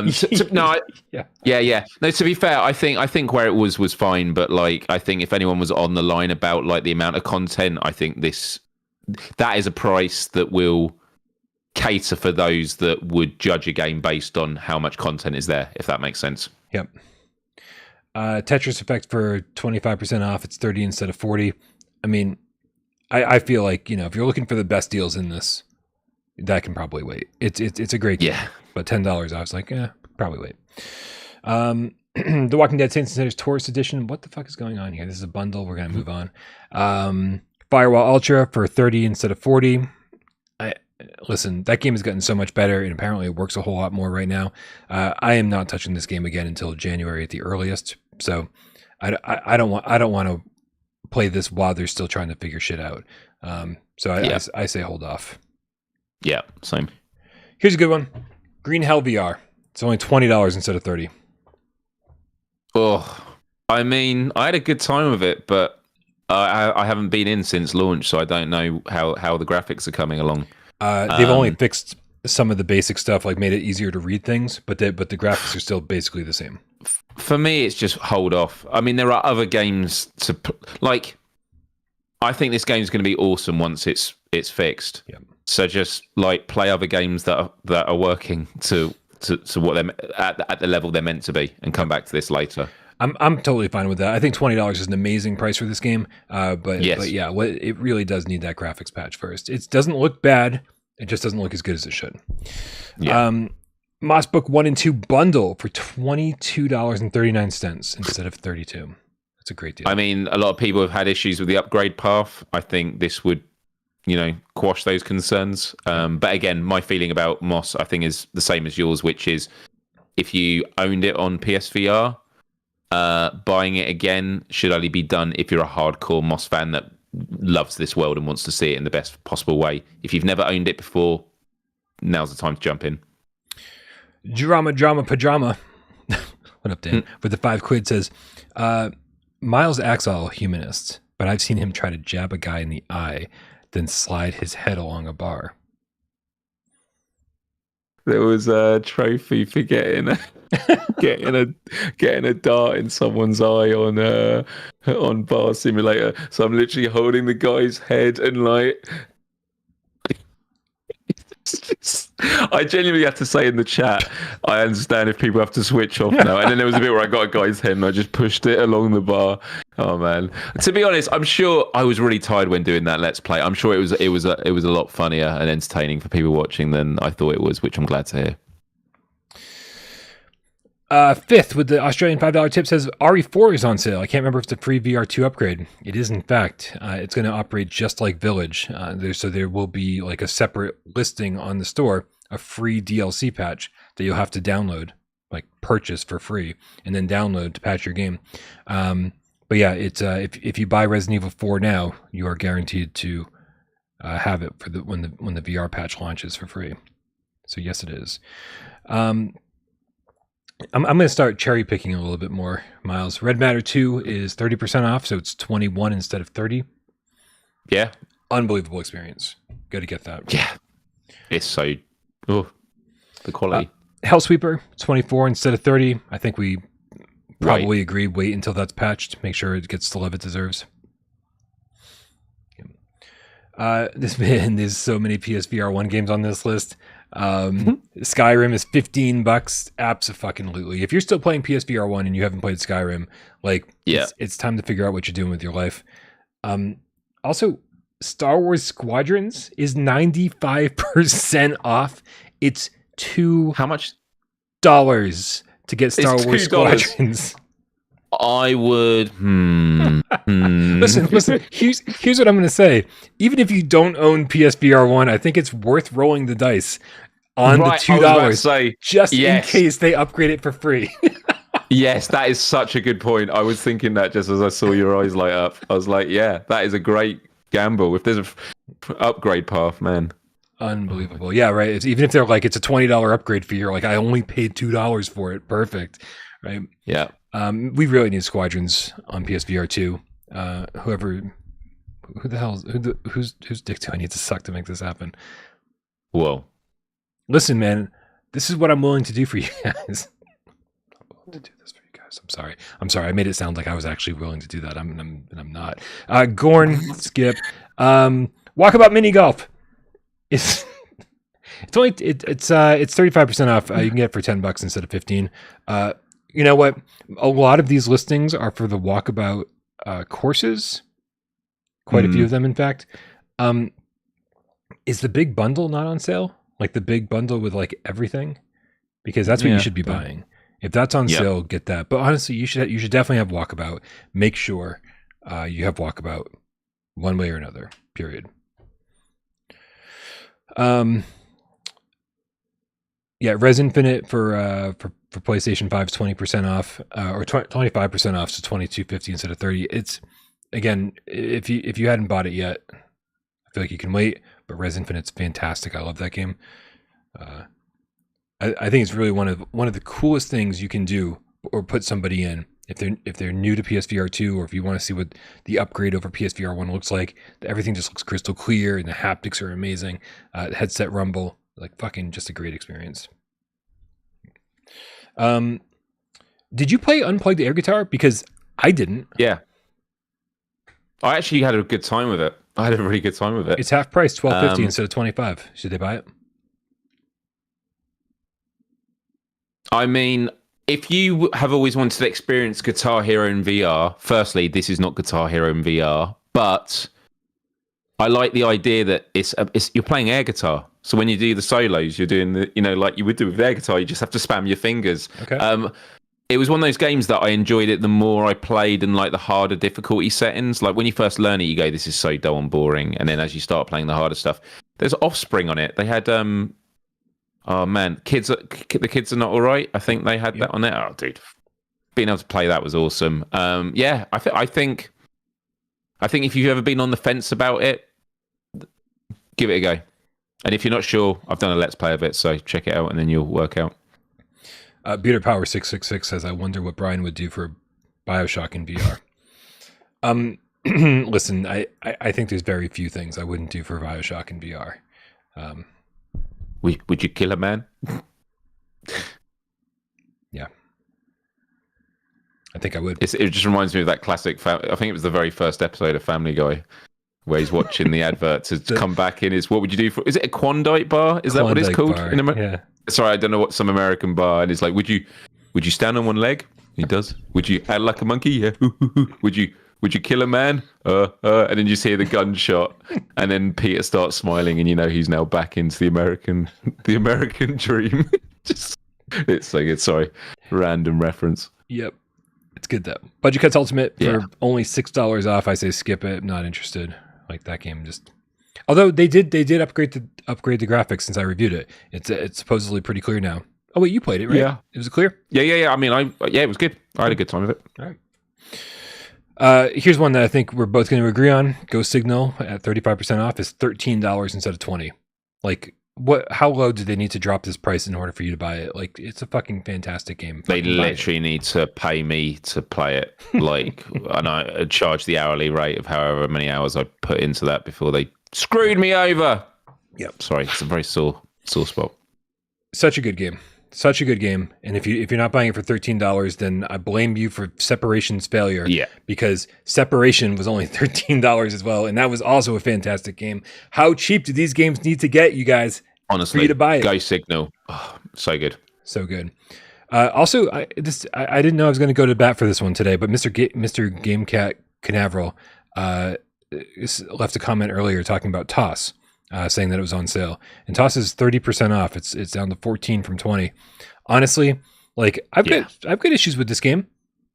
It's not perfect, but man, it was fun.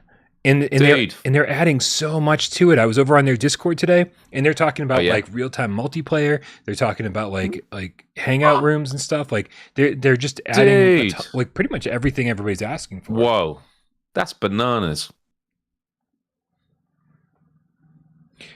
So strangely, I'm going to say pick up Toss. I just don't know what to do on Fridays sometimes. After, dude, and I'm strange. I feel like I should go to bat for After the Fall at this point as well. Sorry, more sirens. The complete edition, the PS5 version, 40% off. You can save even more with Plus. So it's like $15, $18 instead of $30. Still, absolute steal. Yep. Absolute steal.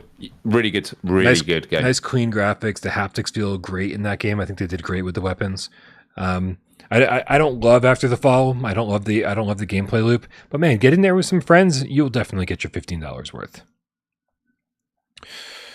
Man, oh man. Dude, Arizona Sunshine 1 for only $4 instead of $40. What was the reduction? 90% off. It's only $4 instead of $40. I was like, did I hear that right? Whoa. Yeah. This is another one. I feel like even if you don't have PSVR 1, it's like, what if they update it? What if they upgrade it? Yeah. It's like, I've got it in my collection. Ha ha ha. I was waiting for this day. What do you feel about Cities VR, Miles? It's $10 off. So what's that bring it down to? 21 instead of 30. if you really are into city builders like the class, then I'd say give it a go. But it's a very acquired taste. Like, it is a city builder. It's you've got to plan out the industrial zones, commercial zones. It is I've put like 40, 50 hours into it. Wow. Yeah, and it's just because it's one of those games you go, I'm going to play an hour, and you take the headset off, and it's been like 3 hours because you're just like, oh, I'll just do one more day. I've just raised enough money to be able to expand that district, and I really enjoy it. Although I have not played it in absolute months, and it's just because it requires a lot of time to do. Yep. Sorry. What else we got here? Let's scroll. Cave Digger 2 is 50% off. $12.50 instead of $25. I had fun with Cave Digger 2. I had a really good time with Cave Digger 2. Yeah. Buggy. And I might be let's playing it tomorrow, actually. Oh, yeah. Nice. Buggy but fun. If you can deal with the bugs, $12.50 is not bad. Going with some friends, it's a lot more fun that way, obviously. Yeah, definitely. I would not play it single player. Yeah. Broken Edge is 40% off. It's now $9 instead of $15. Wes and I were talking about this as like kind of like this, game just to kind of keep around. Play every so often, keep it on your hard drive. It's like it's not a meal, it's an appetizer. But man, like I really do think multiplayer is so fun. The multiplayer is fun. Like, and I don't even think when you play with friends, it's all that fun. I like going in the ranked matches is what finally turned me around on this. Right. That's the fun. Like, you literally meet somebody new it's like chat roulette or something. Like, you meet someone new every like 3 minutes, and then you fight them. And it's like, and I had a good time doing that. So $9. I thought it was worth it for 15, but $9 definitely. All right, last page. Curious Tale of the Stolen Pets for 50% off. It's only $5 instead of $10. I swear this game used to be $15, so it's like, even cheaper than it once was. I'm going to give that a thumbs up. One nice little casual puzzle game. Very, very charming. Big fan.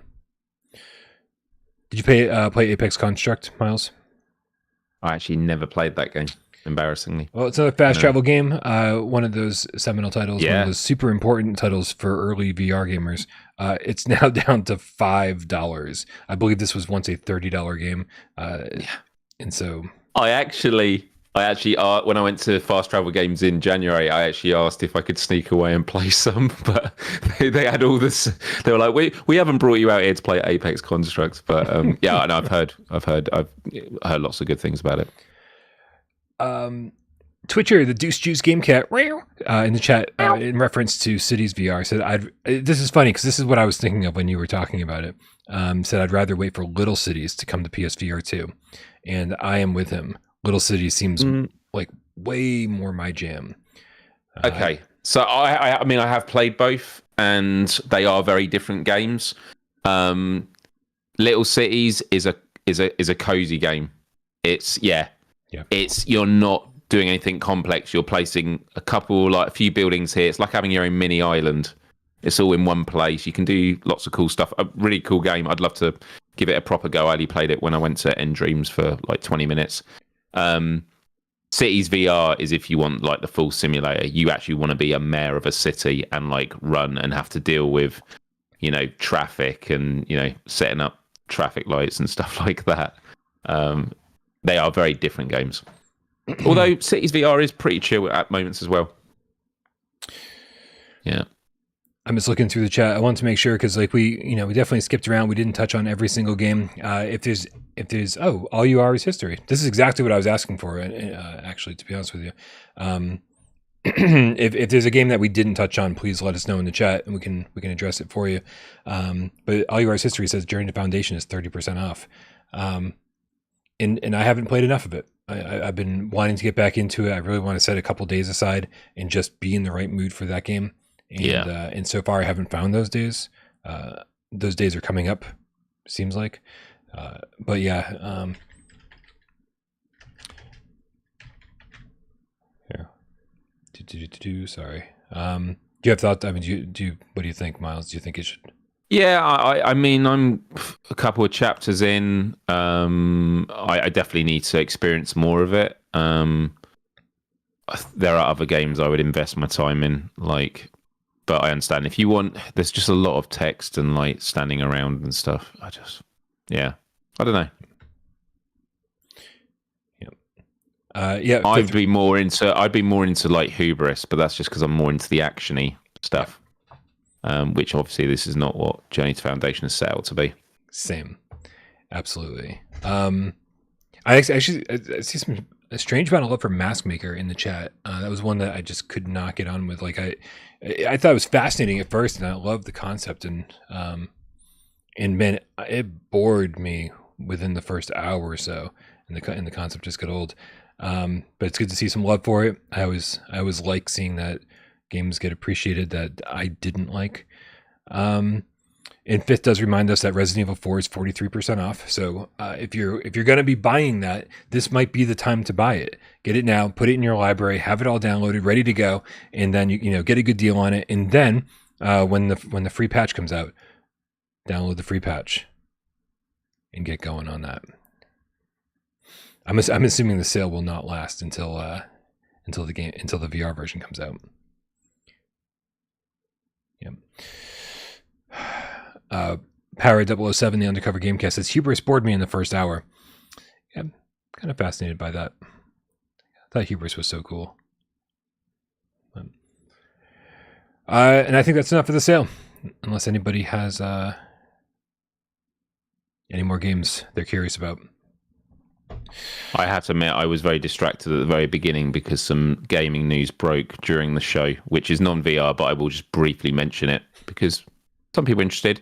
It's finally been confirmed by Naughty Dog that The Last of Us Part 2 Remastered is coming to PS5 on January 19th. They've released a trailer. With the VR mode? Oh, man. If only. I'm sick of this non-VR stuff. I know. Dude, of all of Sony's first-party IPs over the last, since PS4 on, I really do feel like The Last of Us is just such a prime candidate for it. There's some great videos on YouTube of first person modes that people have created, and just look at it, and like in the heat of the moment when the clickers are coming at you and knocking them off, like it is. Yeah, all of these modes, all these remasters and that, like they're constantly doing it to improve their toolkit, all the tools they do to improve things. Sure. And I'm just like, VR, man, get Naughty Dog to do VR. Is their bank account one of the tools? Because I think that's what it's improving more than anything else. Well, one of the trending GIFs is of the I don't know which Toy Story it is. It's the one of Buzz Lightyear. It's like Naughty Dog's current game lineup is Buzz Lightyear on Toy Story in the little package, and then it zooms out and it's the full like row of Buzz Lightyears all packaged, like all looking the same. Just Naughty Dog, unfortunately, they have a reputation at the moment for just remaking stuff, and that's fine. Remake Last of Us and Uncharted in VR. In VR. And okay. Guess what? I am more than happy to rebuy all of those games. I bought Last of Us once on PS3. I bought it, and by the way, it was like the collector's edition, the survival edition, the big cardboard box one. I bought that on PS3, and then I bought it again. I bought the remastered physical version on PS4, and I am not fucking buying that game again until they give us VR mode. And so it's fine. Keep remastering it.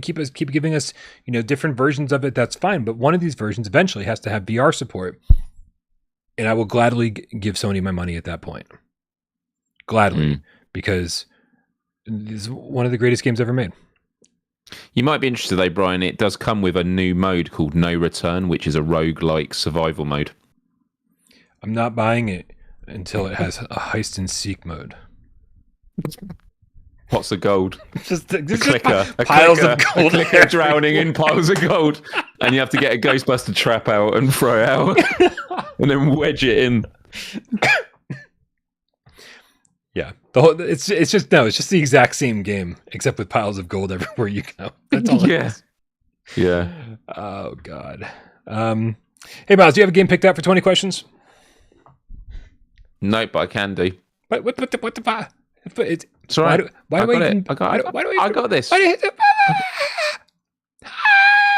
Macho, the real estate procrastinating game cat with a $2 tip says Atomic Heart in VR would hit that Bioshock itch. Listen, I mean, I agree with you. Go on. It's good. It sounds. I mean, Atomic Heart. They announced when they first announced that game. They actually announced it for PlayStation VR 1 as well, which was so infuriating when they chose not to bring it to VR, PSVR. And then they announced Soviet Luna Park VR, and that was supposed to come to PlayStation VR, and that didn't come. And it's like, Jesus, Mundfish, what the hell are you doing over there? And then it turned out that Atomic Heart was like not as great of a game as we wanted it to be. It sounded like it was all right, which is fine. But come on now, let's be fair. The game, at least I really want, if I'm not going to get Bioshock VR, is Judas. This is made by the same team. Do I know? I don't have a fucking Judas trailer. How many times have we talked about Judas on this show, and I don't have a trailer for it? That's really strange. Oh well. Anyway, Judas is the trailer made by, Judas is the game made by Ghost Story Games, people who, essentially the same team who made Bioshock. So, would really love if they're working with Sony and they're going to make it a hybrid game. Really love. Anyway. Now I'm sad. Don't be sad. I'm mostly sad that I didn't have a Judas trailer ready to go. All right, I'm ready, guys. I need your help. Make sure you help me out with this. I'm gonna put a little yes/no column here on my notepad file. Miles is thinking of a PSVR game. Could be PSVR 1. It could be PSVR 2. It's up to us. We got 20 yes or no questions and only 6 minutes to figure out what game he's thinking of. So make sure you ask good questions in the chat and then make good suggestions of PSVR 1 or 2 games based on the answers he gives us. I am ready. So on my mark, get Des. Go. Did we mention this game on today's show? No. Sorry, Rye Pop, it's not Koi Koi Love Blossom. Which is, oh man, I'll talk about it after. Yeah. Is it on PSVR 2 or announced for PSVR 2? Either one? Yeah. Oh. Yeah. Okay. I said yeah. Yeah, no, I know. Yep. Okay. Yep. So, okay, so PSVR 2, we'll say maybe it's out, maybe it's not out. Was it also on PSVR 1? No. Okay, so PSVR 2 only. Or not PSVR 1 at least. Some of these questions. Okay.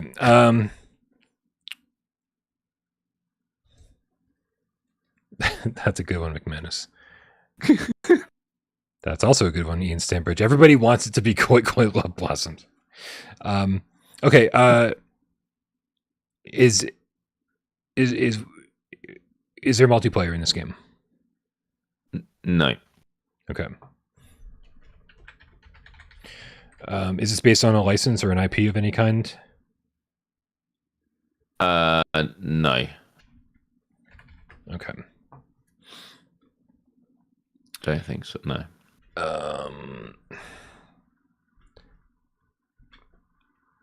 Man, no multiplayer. That rules out so much stuff.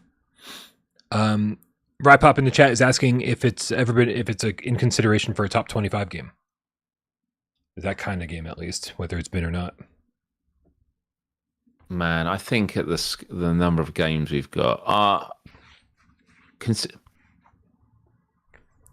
think once we've all done our list and put it together, I don't think it's gonna be. Okay, so it's not. It might be a good game, not a great game. Yeah. Okay. Some of us would like it, some of us might not. Stike Gamer is asking if it's a puzzle game. No. Okay. I guess we should figure out what kind of game it is. God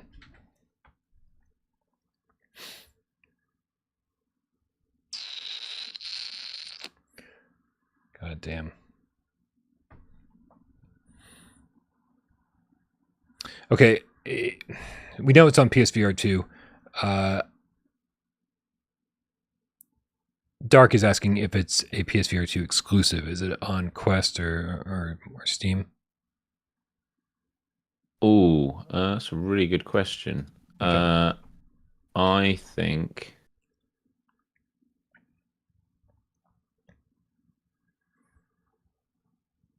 is sorry. What was the question? Is it a PSVR2 exclusive? No. Okay. Is what you're doing in this game mostly shooting? Yes. Is it a roguelite? Yeah. Is it cartoony? Yeah. Are you on a train? Yeah. Is this Gazlo's? It is, Brian. It is Gazler's. Well done. It's Sanador, the game tiger, I think.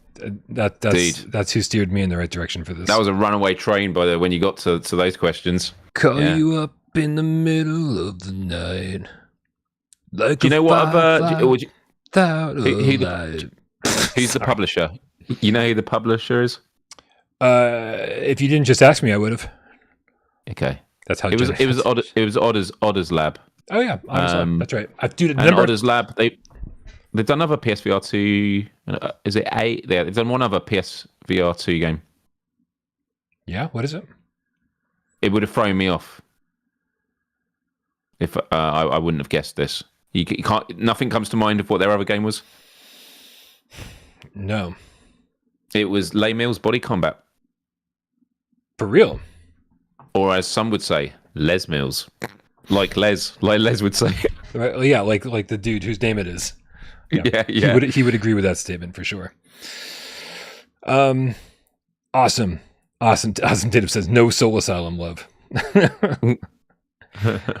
Gazlers. I don't know, man. I don't know. I've got a love-hate thing going on with the Gazlers. You certainly do. Yeah, played way too much of it to not like it. That's for sure. I just wanted to make sure that I gave it every chance that I could. It wasn't bad. It was just, it's all right. That's not true, Looper. I've picked PSVR 1 games, unless you mean PSVR 1 exclusive games. Then yeah. Well, what did Looper say? April 14th was the last time. April 14th was the last time when I picked a PSVR 1 game. Well, if Looper says it, it must be true. That's how it works. It's true.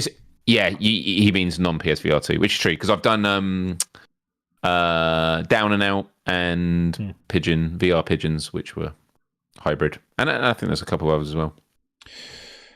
JPEGQ in the chat with a $2 tip says, I want every FPS on PSVR 2. Far Cry, Bioshock, etc.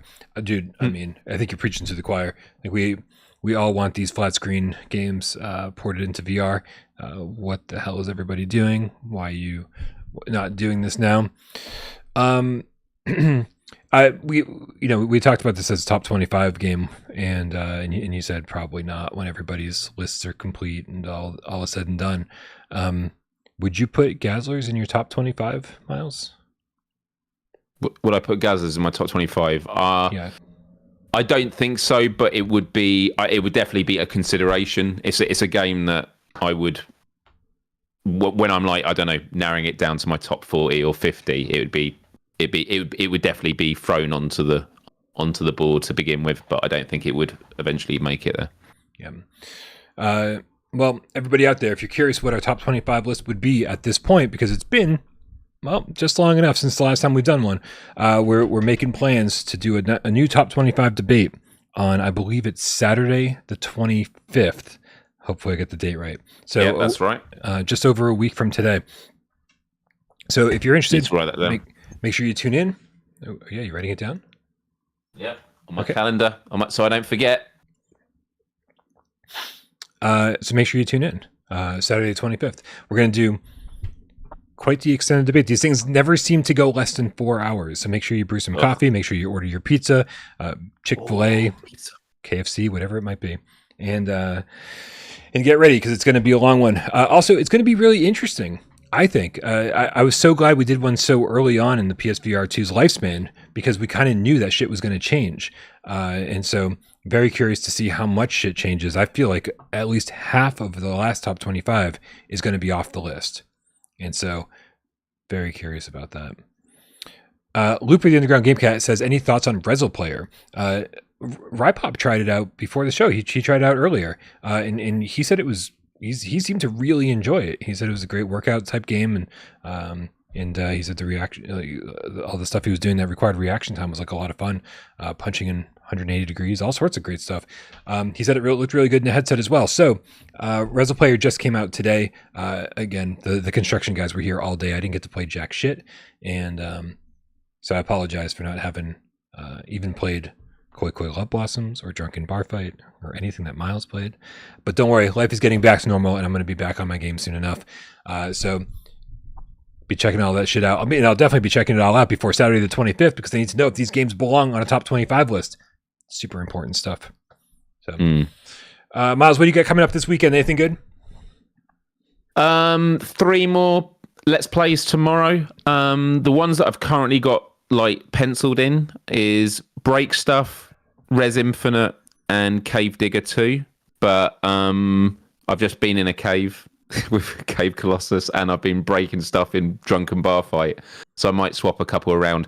I just see how I feel in the morning when I wake up, what I feel like doing in the evening. But yeah, 3 more Let's Plays. I think I've got 18 PSVR2 games left to Let's Play, and then I'm on top. So cruising towards, but I'm just looking at my stats right now. My most viewed Let's Play or video on my channel currently is Koi Koi, and it's now my 9th most viewed video in the last 28 days.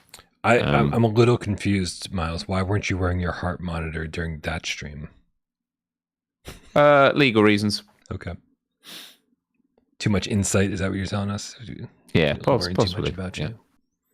That's some creepy shit.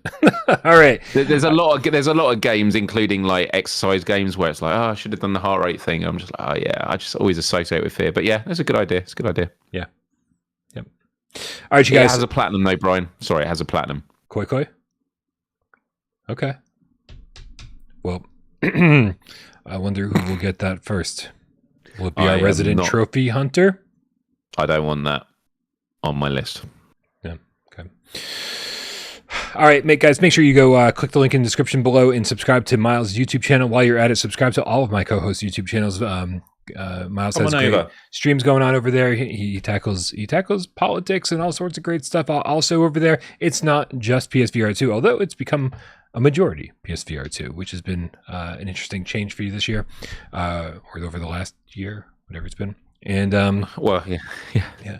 But we also got Wes, who's doing all VR stuff, not just PSVR2 with Virtual Strangers. AJ, who's doing God knows what. If I subscribe to him, I probably have an answer for you. That's a running joke. People are going to think I really don't like AJ. I kind of don't let people know that I do like AJ enough. So I should tell you, I do like AJ. Good. Movemaster Mick, esports commentator for hire, says, wear a rubber band on your dick instead. Sorry, what? I don't know. Maybe that was out of context. I wonder if that's the heart rate on Gazlers. On Gazlers, that's weird. That's a weird thing to think. Listen, I'm just reading what they're writing. Oh, erection monitor would have been better, is what Beard of Power 666 said. So, what does that even look like? Is that just like an extra camera? Do you want me to Google that? Yeah. I don't want to be on that list. I don't know. Whatever that list might be. Lost My Mojo, the Game Cat Reaper with a $10 tip says, great game and show. As always, congrats on the new kitchen, Brian. Thank you very much. Very happy to be getting back to life as normal. Haven't had a kitchen sink in a year. Doing a cooking show, Brian? Yeah. Gonna do a cooking show? I mean, maybe. It's the nicest room in the apartment now. So, maybe I should film GAMESCAST from there, too. I don't know. Awesome. I can cook while we do GAMESCAST. Oh man, I don't need to feel like I'm feeling hungry now, and it's like almost 1 a.m, and I need to go to bed after this, and it's just like I just know I'll be going downstairs afterwards and snacking. All right, guys, listen. Make sure you. I don't know. I'm not sure what you should do, but thank you everybody. Hit the like button on your way out, please. Hit the like button on the way out. If anybody did timestamps, fucking email me because I don't think Sci-Fi Game Cat Henry is doing them tonight. He's got a lot of overtime to work and a lot of real life stuff to do. But thank you, Sci-Fi Game Cat Henry, for always doing that for us. Rypop for uploading this to podcast services of your choice. Everyone who supports the channel financially, not just over here by being a member, but over on patreon.com/withoutparolegames.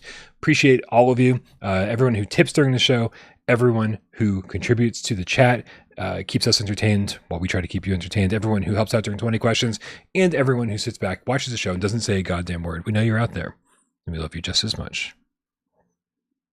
Happy Friday, Miles. Happy Friday, Brian. Happy Friday, GameCats. Have a wonderful weekend. Let's go.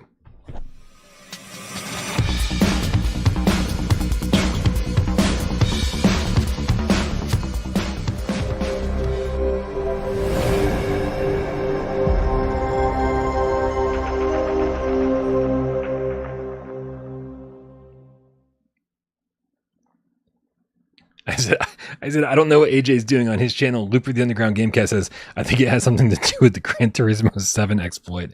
Yeah, that sounds right. I think that's occupied AJ's entire weekend. God damn. There's been a lot of love and erection in the chat. I mean, affection. I don't know why I wasn't expecting that. I don't know why. Miles, every Friday we do Clip of the Week. I'm breaking you, Brian. You have. I don't know what to say. Every Friday we do Clip of the Week. This is what we do at the end of the Friday show. So do not forget that if you have a great clip of something that happened to you in a VR game, make sure you go over to our Discord and upload it to the Clip of the Week channel. We always check that out before every Friday show, and I think we got a good one today. This one is from Millhouse 18. Miles, can you set this one up for us, or should I just play it? My buddy Johnny, if this is the Ghostbusters clip, I mean, this just sums up, sometimes, like when you and I played the other day, you play, some little kids join, and they're very pleasant. They're very enthusiastic about the game. They play and they're great. They're good team players. And then other times, you get whatever this is, where if anyone can translate what is said or make sense of it, let us know in the chat. All right, let's check it out. Good choice. You'll be back here celebrating in no time. Mom! I want like a city big. Oh yeah, the waterfall! I did this not. It was 2 hours I beat this. Hey? Oh. They say that. I don't understand any of that. It's usually little kids are just like irritating, like because they're kids and they're in their own little world. But for whatever reason, man, when I watched that clip today, I was just dying laughing. I must have watched it 4 times. I don't know why that was funnier than everything else, because I didn't understand what the hell he said. Maybe that was it. Was 3 different sentences from different time zones, from different all in one. Something about waterfalls. There was a waterfall that was very exciting. Yep. And when he just screams, "Mom!" I'm sure she was very proud and happy to hear about this. Oh yeah, absolutely. You know what she responded? Sure thing. Yeah, she shouldn't give a fuck. Put your headset back on. People are translating in the chat. Nice. Whatever the closed caption says, we'll just go with that. Whatever YouTube does as the captions afterwards. Yeah, I heard waterfall as well. Izzers is great. Mom, I love that abagabo susudub. Wobble the goob goob. I love it. I love it. Upload your clip of the week so we can watch it next week. Love you guys. Have a great weekend. We love you all. Bye-bye.